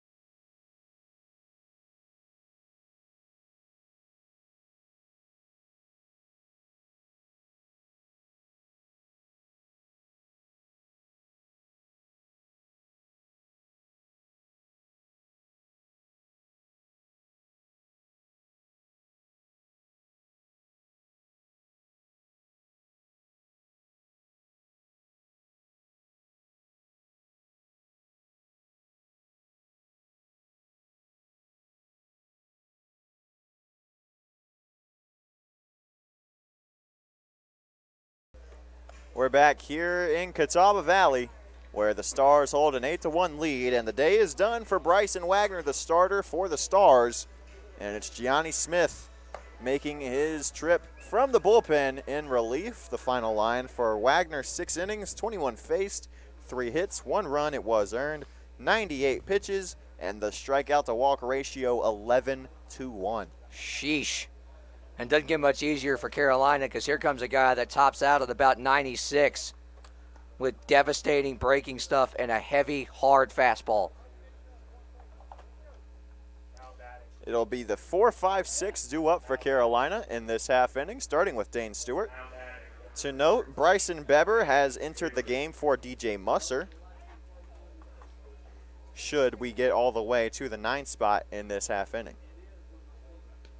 And now's the time to do it. And it doesn't get a whole lot easier facing this guy. First pitch in the zone, taken for a strike by Dane Stewart. I mean, all you can do at that point is take it. I mean, that thing is sizzling. 0-1 the count to Stewart. Another take. Wow, that was a great pitch. That was a great spot. Probably should be 0-2, but Stewart fortunate that it's 1-1 now.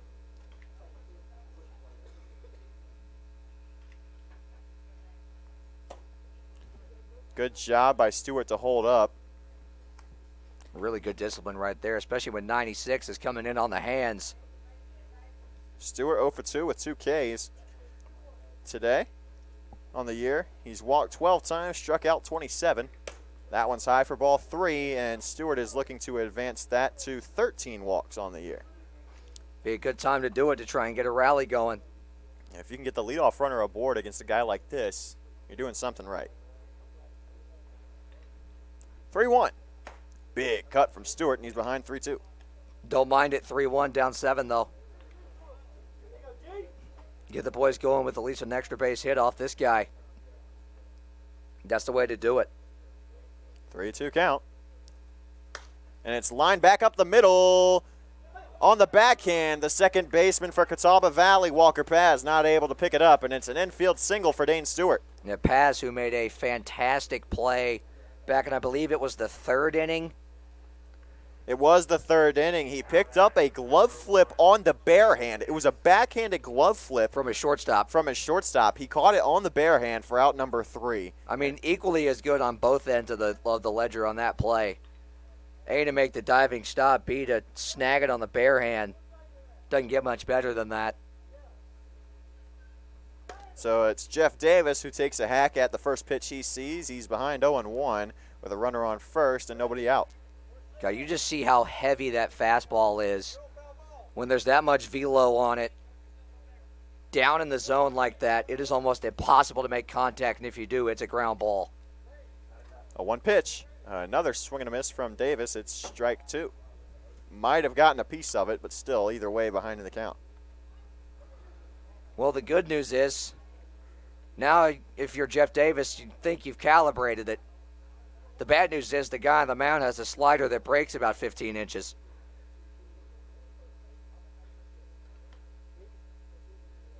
Oh, 2. Got him with the heater again, and it's 3 straight swing and a miss for Davis, and it's out number 1. Well, good morning, good afternoon, good night. He didn't waste any time right there. Came inner half, 96, all 3 pitches. And it's the 12th strikeout of the day for this Carolina lineup, the first of the afternoon for Gianni Smith. We'll bring in Case and Haggard. 0 for 2, but he's looking to change it with that swing. Couldn't quite make contact. He's behind 0-1. It's just so tough to get around on a fastball that's got that much weight to it. Carolina down 8-1. Catawba Valley has scored 8 unanswered. That one's high in the air to the right side. Paz will get underneath it and make the catch in shallow right field for out number 2. Good approach right there from Haggard, but where that pitch was, it's just, again, it's tough to get around on a fastball that's got that much weight to it. Even up in the zone like that, if you try to get the bat head to it, the best you could do a lot of times is just that, pop it up to the right side. So it's Nick McAdon coming back to the plate on the day. He's 0 for 2 with a strikeout and a lineout.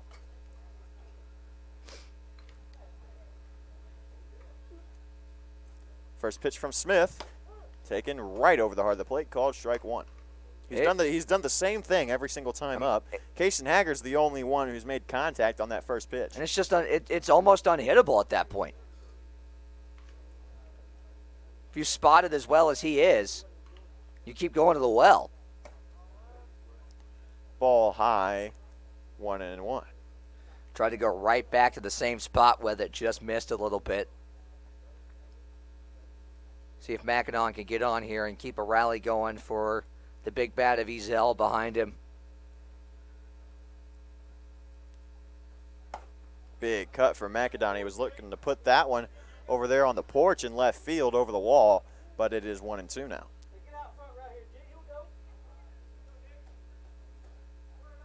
One on, two down in the seventh for Carolina. And this very well could be the ball game. We have no idea whether this game is going to be 7 innings or 9. We could find out pretty soon. I find out right here. 1-2. Lined into right, but too shallow as Brandon will come on and make the catch for out number 3. And that'll do it for the top half of the 7th. And it appears we'll go on to the bottom half. Actually, you know what? That'll do it, I think. No, as the Carolina Disco Turkeys are going back out for the bottom half of the inning. We'll go to the bottom of the 7th indeed. Score still 8-1.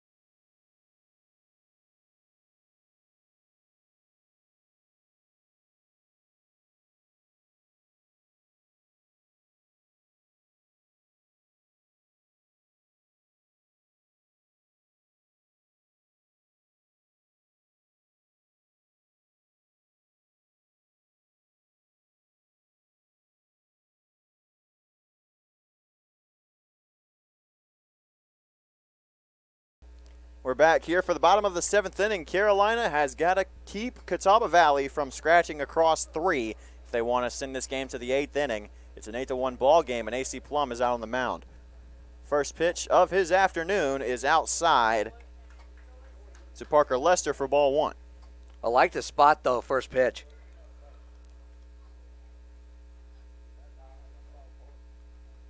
Plum had an outing to forget on Sunday against the Locos. And that one is in there for a called strike 1, count even. Good spot, outer half.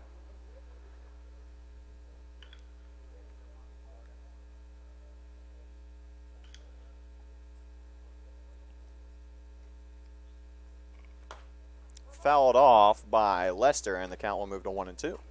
Good job by Lester to make contact on that thing, but I like where Plum's locating. He's living down in the zone right here in his first AB. That's where he needs to stay for him to be successful. He needs to live at the knees and on the corners.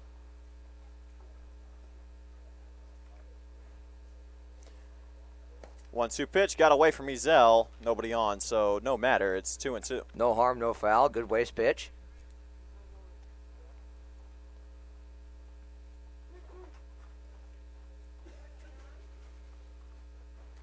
Two-two the count from Plum to Lester, who's 1 for 2 today. It's in the dirt. Good job by Lester to hold off. The designated hitter makes it a 3-2 count. Yeah, he wanted to, though. You could tell. Good job to hold back. As mentioned, Carolina has got to keep the Catawba Valley Stars to 2 or less runs in this half inning if they want to play the 8th.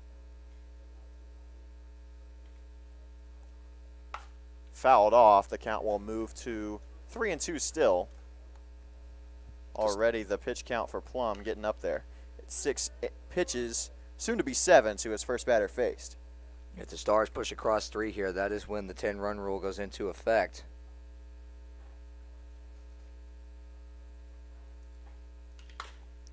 Up the middle, Haggard will make the play and throw on to first for out number 1. Pretty routine play right there for Kaysen. And good start for AC on the mound to get a ground ball for out number 1. And we've been told that Christopher Usher, who is wearing number 30, will pinch hit should this game go to the 9th. So keep an eye out for that. Another Catawba Valley Community College. Caldwell Community Community College, I should say. Actually, I believe it's Catawba Community College. I It saw might on the be. shirt. First pitch from Plum to Brantley Durham is up and in for ball 1. Or is it Catawba University? We don't know. Too many C's. Catawba, Caldwell, Community College. Did that confuse you a little bit there? Maybe a bit. It didn't confuse. AC Plum on the mound. It's a 1-1 count from him to Brantley Durham, who is 2 for 3 today. But he ended the third trying to stretch a single into a double. That one's inside to him. The count moves to 2-1. Not quite enough bend on that breaking ball. And you can see already on a 93-degree day here in Catawba Valley, sweat is already pouring down the left arm of AC Plum. And that got to him on Sunday. He let a couple of runs in on a wild pitch. Yeah, you can see him shaking out that right arm right there, trying to shake some of the sweat off as he's going to 3-1 now.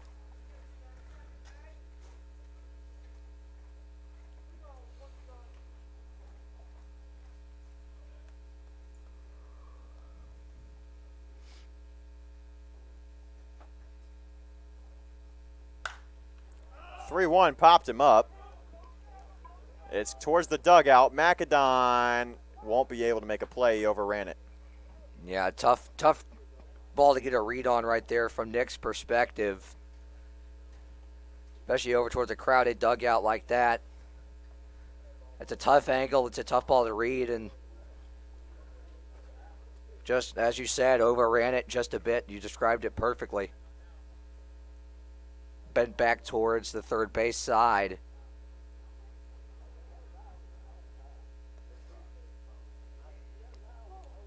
Important part, though, is the full count now.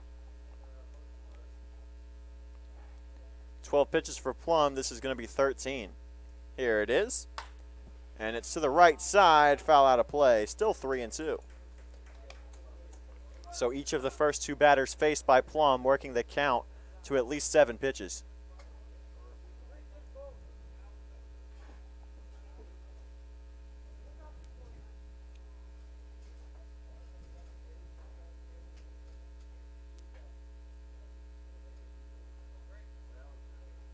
Plum delivers, and it's low for ball 4.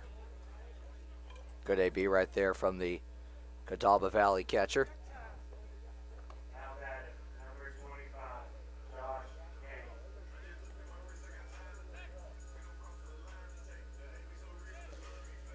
So the middle infield will be double depth.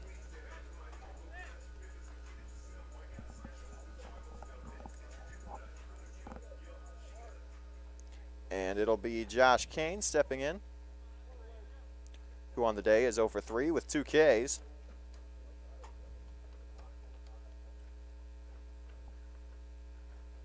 Pitch from Plum, high for ball 1. Not a bad spot to miss, though, up and in.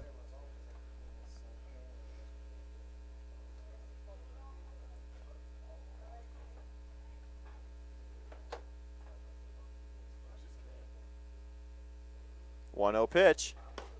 Inside, ball 2, and the throw got away from Ezel. Beber couldn't pick it up on the short hop, and Durham will just go to second base. He probably could have gone to third, yeah. And you could hear the dugout yelling 3.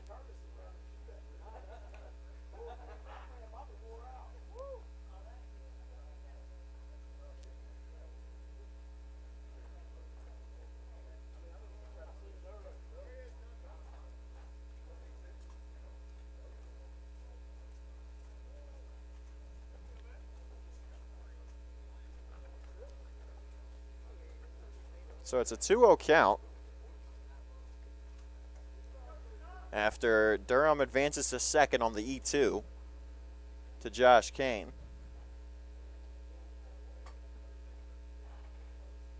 Swing and a miss on a good heater from Plum at strike 1. Hey, rear back and let that one fly. Way to get back in the count right there.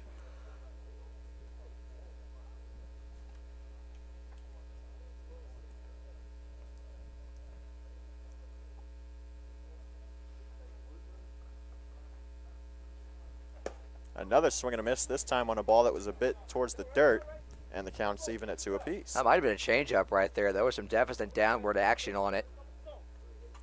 Plum's been finding the zone lately. He won the mid-season Most Improved Player Award, but he didn't show it in that outing on Sunday. Here's the 2-2. Look Line out. to the left side, and that one just about caught the Stars' third base coach. Third base coach and head coach.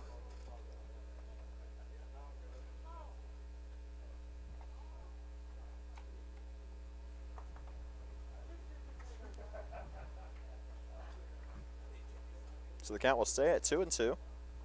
This will be pitch number 20 through just 3 batters faced for Plum. Not the most efficient outing so far.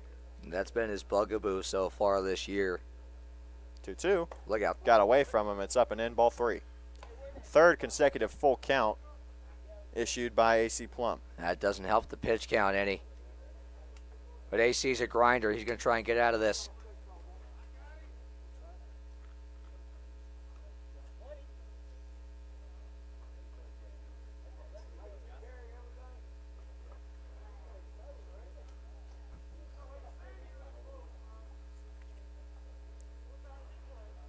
Three-two from AC Plum.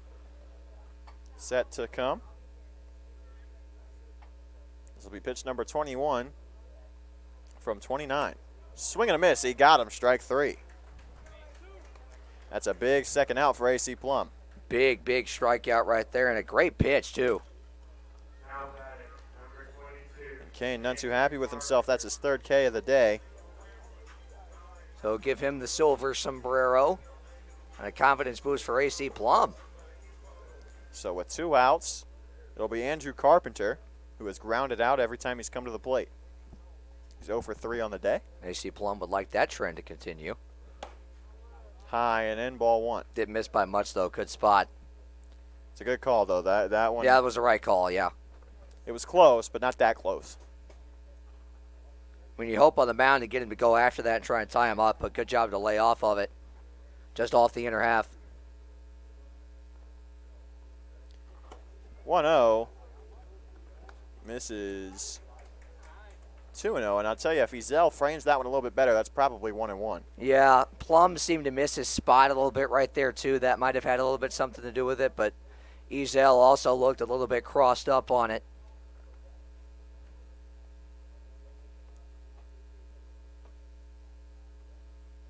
Here's a 2-0. That one's low for ball 3. Another one that didn't miss by a whole lot, but it was below the knees. It's an 8-1 ball game. Catawba Valley Stars on top. In the Textile League standings, Catawba Valley is a game and a half behind Carolina. They've got a record of 7-20, while Carolina comes in at 6-16, and that's a 4-pitch walk and a hard 90 from Andrew Carpenter. Good discipline right there, laid off 4 pretty close pitches.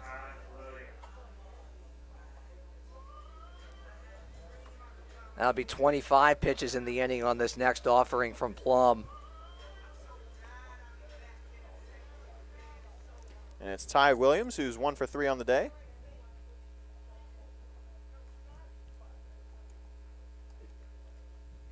Delivery from Plum. High and in, ball 1. 5 straight balls now. And that sweat is starting to permeate on the left arm. Again, as you said, that was the problem on Sunday. Another hot one here today, 93 degrees here in Salisbury.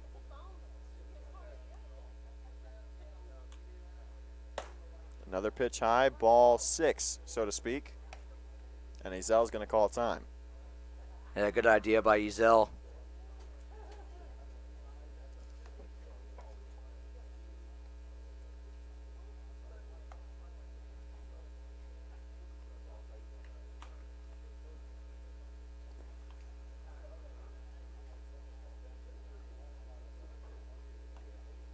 And that's a sight to see. AC head and shoulders taller than Ezel. Yeah, really.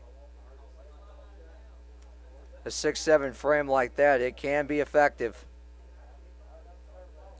But it hasn't been effective so far today. 2 on with 2 outs. Still no runs across in this half inning for Catawba Valley, but a 2-out base hit from Williams could change that. Again, you got to keep 2 Catawba or Valley, less. yeah, exactly. Catawba Valley, if they score 3 runs in this half inning, the game's over. If they score 3 runs at any point in the next 2 innings, the game would be done before we get to the 9th, as long as Carolina cannot scratch across a couple more. 2-0. Fouled off by Williams, and it's 2-1 now. Good comeback pitch right there. He came right after him with the fastball.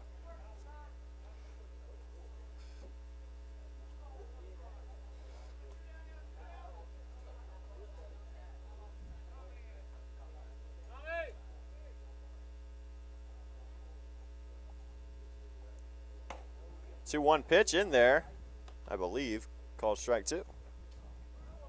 Nope, Oh, it was a 3-1. ball. Wow, that was a very close pitch. That's a tough break. Yeah, but that was a. It looked like it was a bit outside. I'll be honest. Yeah, it was. It Thought looked that like the Plum right might have call. gotten the call. Yeah. 3-1.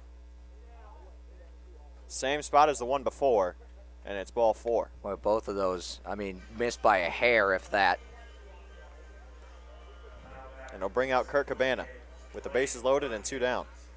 And AC Plum was pushing Kurt Cabana back, but it looks like he's going to make the move regardless. And Chase Locklear might be getting the call from the pen. He's made his way out from the pen. Still remains to be seen if he'll come in. Scout Nichols is also warming up. And AC Plum's asking for some water. Man, I've never seen that before. Yeah. I mean, as hard as he's sweating out there, I can't blame him. He and I suffer from the same ailment. No, all 3 of us suffer from the same ailment.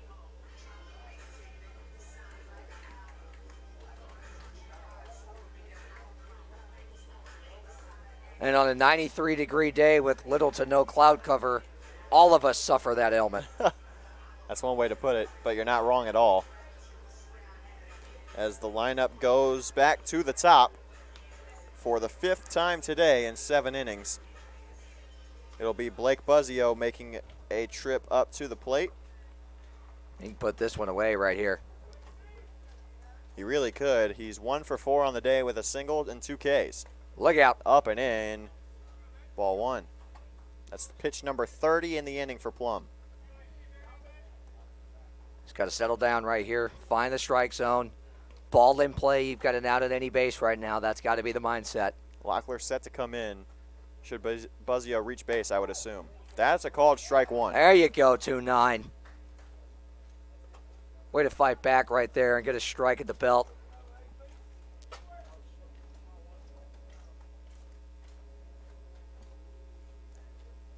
1-1 count. Here it is. High and in, ball 2.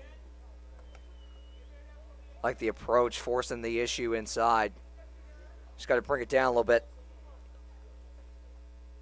2-1 count to the Stars leadoff man.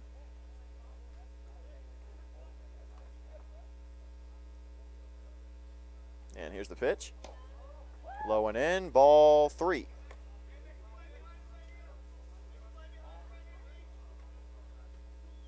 AC's got to get one put in play here, and the defense has got to come through At with the a big very out. least.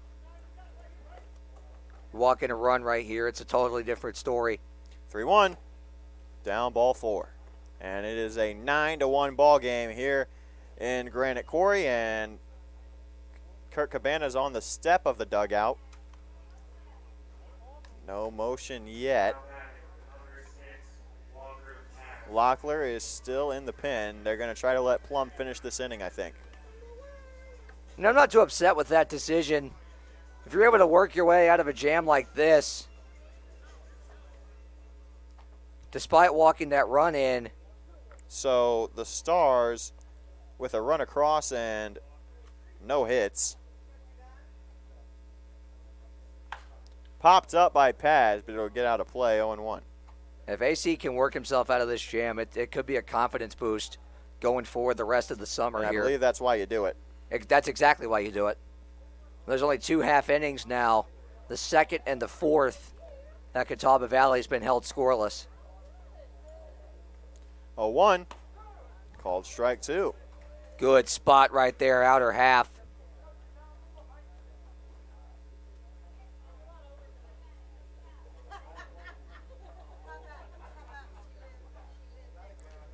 Paz behind, 0-2. Has not failed to reach base yet. Good off speed, and Beautiful there it breaking is. ball. So Plum gets out of it, but he's walked 4, and that results in 1 run. We will play the 8th. It's a 9-1 ball game here at Catawba Valley.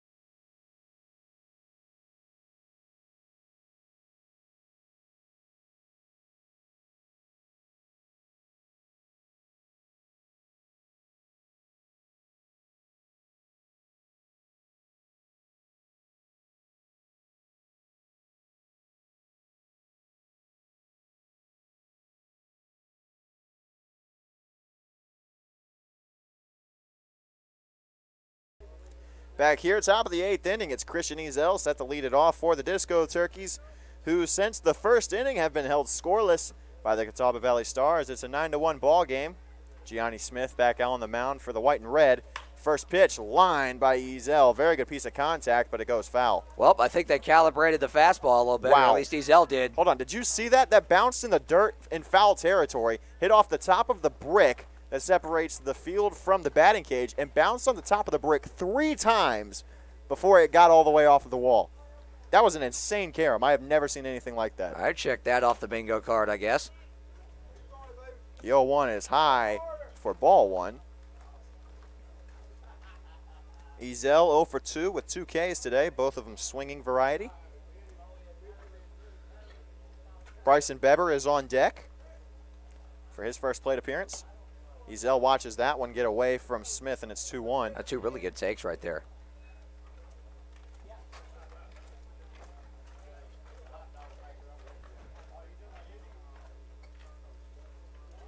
We've been told that Christian Usher, number 30, will pinch hit in the 9th. Caleb Smith in the hole. 2-1 to Ezel is high for ball 3. Beber is on deck in Muster's spot, and then the lineup card will flip over. To Caleb Smith, who has 2 of the 4 hits for Carolina today. If you can get it around to him. Dane Stewart and Kix Farrell with the other 2. Yeah, if you can get it around to him, you got a chance to put something together. 3-1, high ball 4. I believe that's the 3rd inning now that Carolina's had a guy reach on a leadoff walk. At some point, you've got to make the opposition pay. It is the 2nd inning with a leadoff walk for Carolina, but the leadoff man has gotten aboard in 4 of the last 5 half innings now. Right. At some point, you got to make the opposition pay for, at the very least, allowing the leadoff man aboard on the walk, but then again, you've got to take advantage of getting the leadoff man on and get the line moving. So this will be pitch number 20, and it's the first pitch that Beber sees from Gianni Smith, or from anybody on the Stars for that matter. First pitch, lined by Beber into shallow center, and that one's going to drop. Good piece of hitting right there. Tons of velo on that fastball, as we talked about. 94-96, it's heavy. Beber first pitch swinging dead center, was sitting right on it and found a hole out there in center. And Beber was batting .226 on the year before that base hit. It's his 8th of the year. You can mark that up a couple points. Making his 13th appearance. And this is now exactly what you wanted if you're Carolina. You got the first 2 men on and the top of the lineup up with nobody out. Exactly. Caleb Smith, who's 2 for 3 today, watches that first pitch for strike 1. Again, just like Beber, Caleb is sitting on one location to let it rip right here. But in the same vein, you've got to find a way to put a ball in play. Called strike 2 to Smith, and he's behind in a hole. Strikeouts at this point do not help the cause. But against a guy with this good of stuff, you have got to find a way to battle. Big spot for number 4 here. Where's number 10 at UNCG and number 9 in high school? 3 pitches, all 3 of them strikes looking, and Smith with a backwards K. It's the first out in the 8th. The first one was right down the middle. The second one was middle in. The third, painted on the inside corner. He just continued to move further in with that fastball, and Caleb couldn't get the bat off his shoulders. So it brings in Kix Farrell, who is 1 for 3 on the day. He's grounded out and flown out, and also with a single. First pitch to him is high for ball 1. Ideally, you'd like to get Beber to the plate here, because power versus power in this pitcher-batter matchup, and that pitcher-batter matchup. Setzer, you mean? Exactly, Setzer, excuse me. Big cut from Farrell for strike 1. Trying to atone for that fly out his last time up, and when he just missed, it would have been his first homer.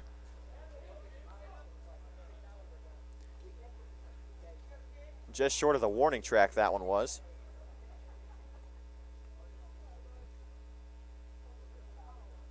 That one's popped up by Farrell. It'll get out of play. It's strike 2. Good defensive swing right there. Good job, just get a piece of it. Mid-90s up and in like that. That's hard to get around on, but if you can fight it off, then you can usually find a way to see something out over the plate and drive it somewhere, which is exactly what's needed right now. A lot of room down the left field line. Farrell went around. It's a strikeout for number 27, and it's out number 2 in the inning. On the day, it's number 3 for Smith on the mound. Now here's the matchup we want to see. Power on power right here. Brings in Hayden Setzer, the DH, who started the game on the mound. And thus transitioned over. He hit for himself all day, though. He did hit for himself until he got pulled. The first pitch he sees from Smith is a called strike one on the outside corner. And you can't spot 96 any better than that. That's almost unfair.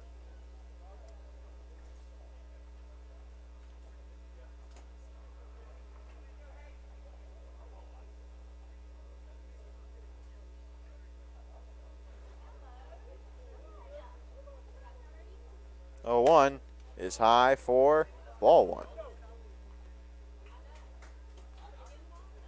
Good take right there, though.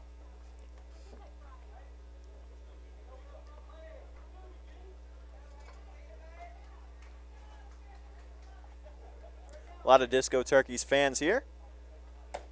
1-1 pitch, high and in, ball two. That's a good sign to see. And the Disco Turkeys this season have been a team where the fan base travels relatively well. Bigfoots of Boone, really the only other team in that category. Right. That one's high. Ball three. It's a 3-1 count to the big hitter in the Carolina lineup. Now's a good count.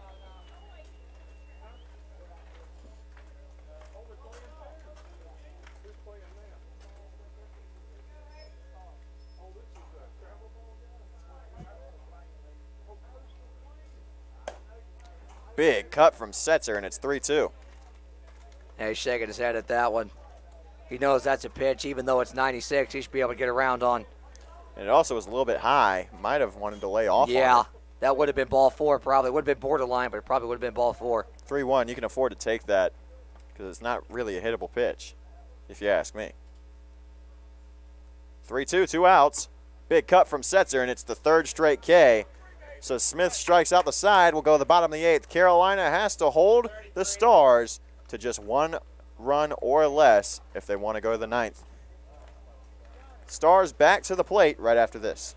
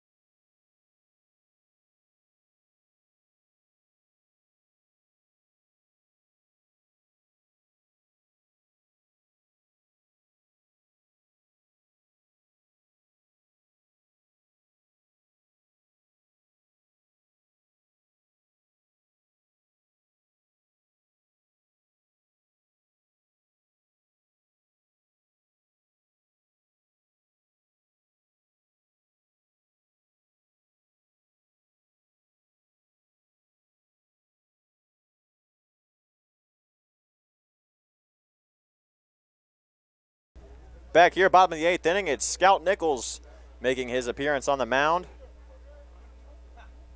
for the bottom of the 8th inning.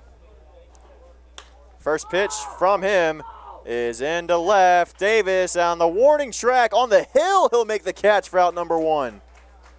Sorry, I forgot to move the camera down. Very Towles Hill-esque there.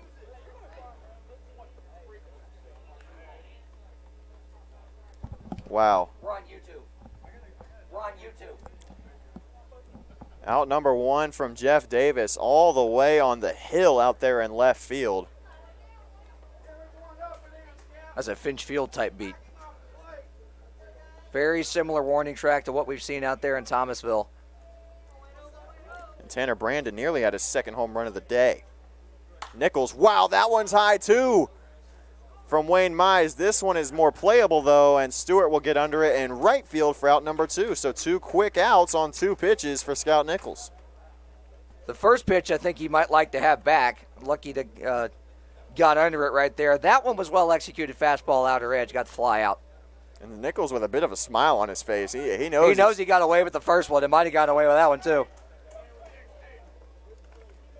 So it looks like this one might go to the 9th unless Catawba Valley can get 2 across. And he nearly got Lester to go around on that one, but he holds off. It's ball 1. Yeah, good discipline. That didn't miss the corner by much either.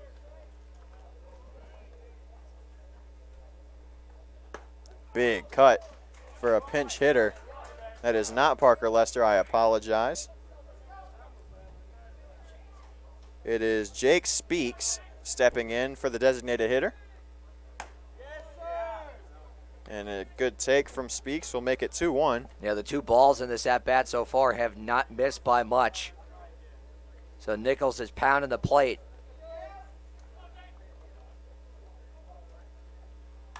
He'll foul that one off. It's popped up, and Ezel will get under it with mask in hand for out number 3.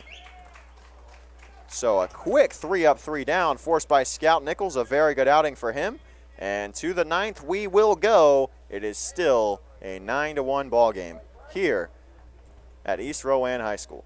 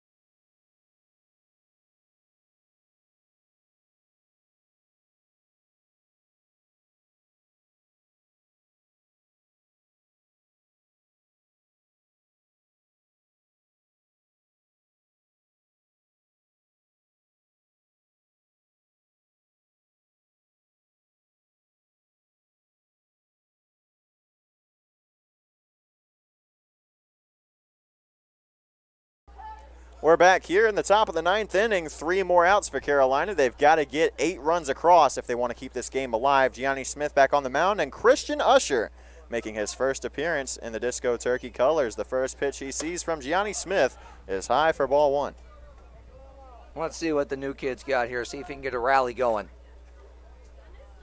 So the day is done for Dane Stewart, who finishes the day 1 for 3 with 2 Ks and a single. And 2 good takes from Usher make it a 2-0 count. All you got to do is find a way aboard here. That is step 1 in getting a rally going. Haven't been able to get to. Carolina's had 1 hit in each of the last 3 innings compared to just 2 in the 5 before that.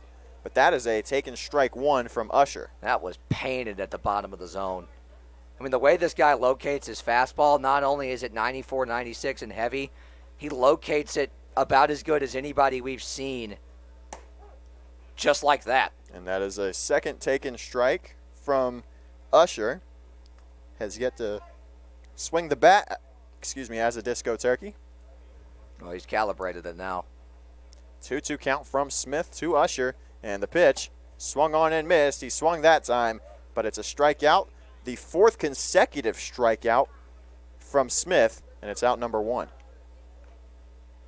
I mean, it is so difficult when you've got a fastball like that moves that fast and also has that much life to it and weight to it. It's so tough just to even make contact on it. So it brings in Jeff Davis, who lines one back up the middle. A good pick from the shortstop for Catawba Valley. Throw on to first is in time for out number two. Blake Buzzio making the great play over there at short, picking it up on the hop.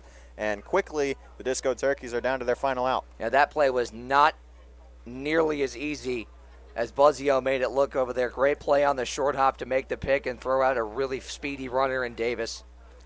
So Davis 0 for 3 on the day now with 2 Ks. And it breaks up the strikeout streak for Smith. It'll bring in Kason Haggard, who on the day is 0 for 3. He had that line out to right his first time up, and since then has struck out looking and popped up to second base. Takes that first pitch for ball one. He's had some pretty good at-bats, though.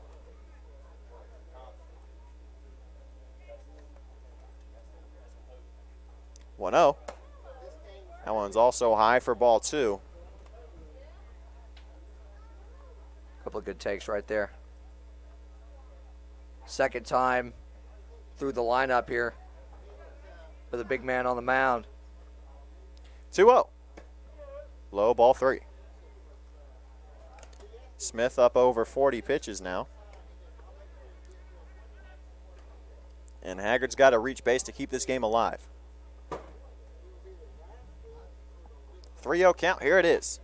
Popped up, and it'll go foul. Well, he had the green light and down 8 and down to your final Why not? out. Why not? Exactly. Let her rip. So now a hitter's count. To number 24 in baby blue. 3-1. Called strike two, and the Disco Turkeys are down to their final strike. I'm just in awe of how well Smith is placing his fastball. Smith and Wagner both absolutely dealing today for the Stars. Here's the 3-2. Haggard went around, strike three, and the ball game. So that'll do it for us here in Granite Quarry. The Catawba Valley Stars get their 8th win of the year. They advance to a record of 8-20. Carolina falls to 6-17. They are now 10.5 games out of first place behind the Boone Bigfoots. Catawba Valley comes now within 11 games of first place, so Carolina still holding a half-game lead in that respect. But for Carolina, it is the second consecutive loss, and Catawba Valley snaps a 4-game losing streak, and that'll do it for us here in the Catawba Valley, where the Stars come out victorious. The final score here, Stars 9, Disco Turkeys 1. For Brett Wiseman beside me, all of the players and everybody that makes this team work day in and day out. So long and good night here from North Carolina.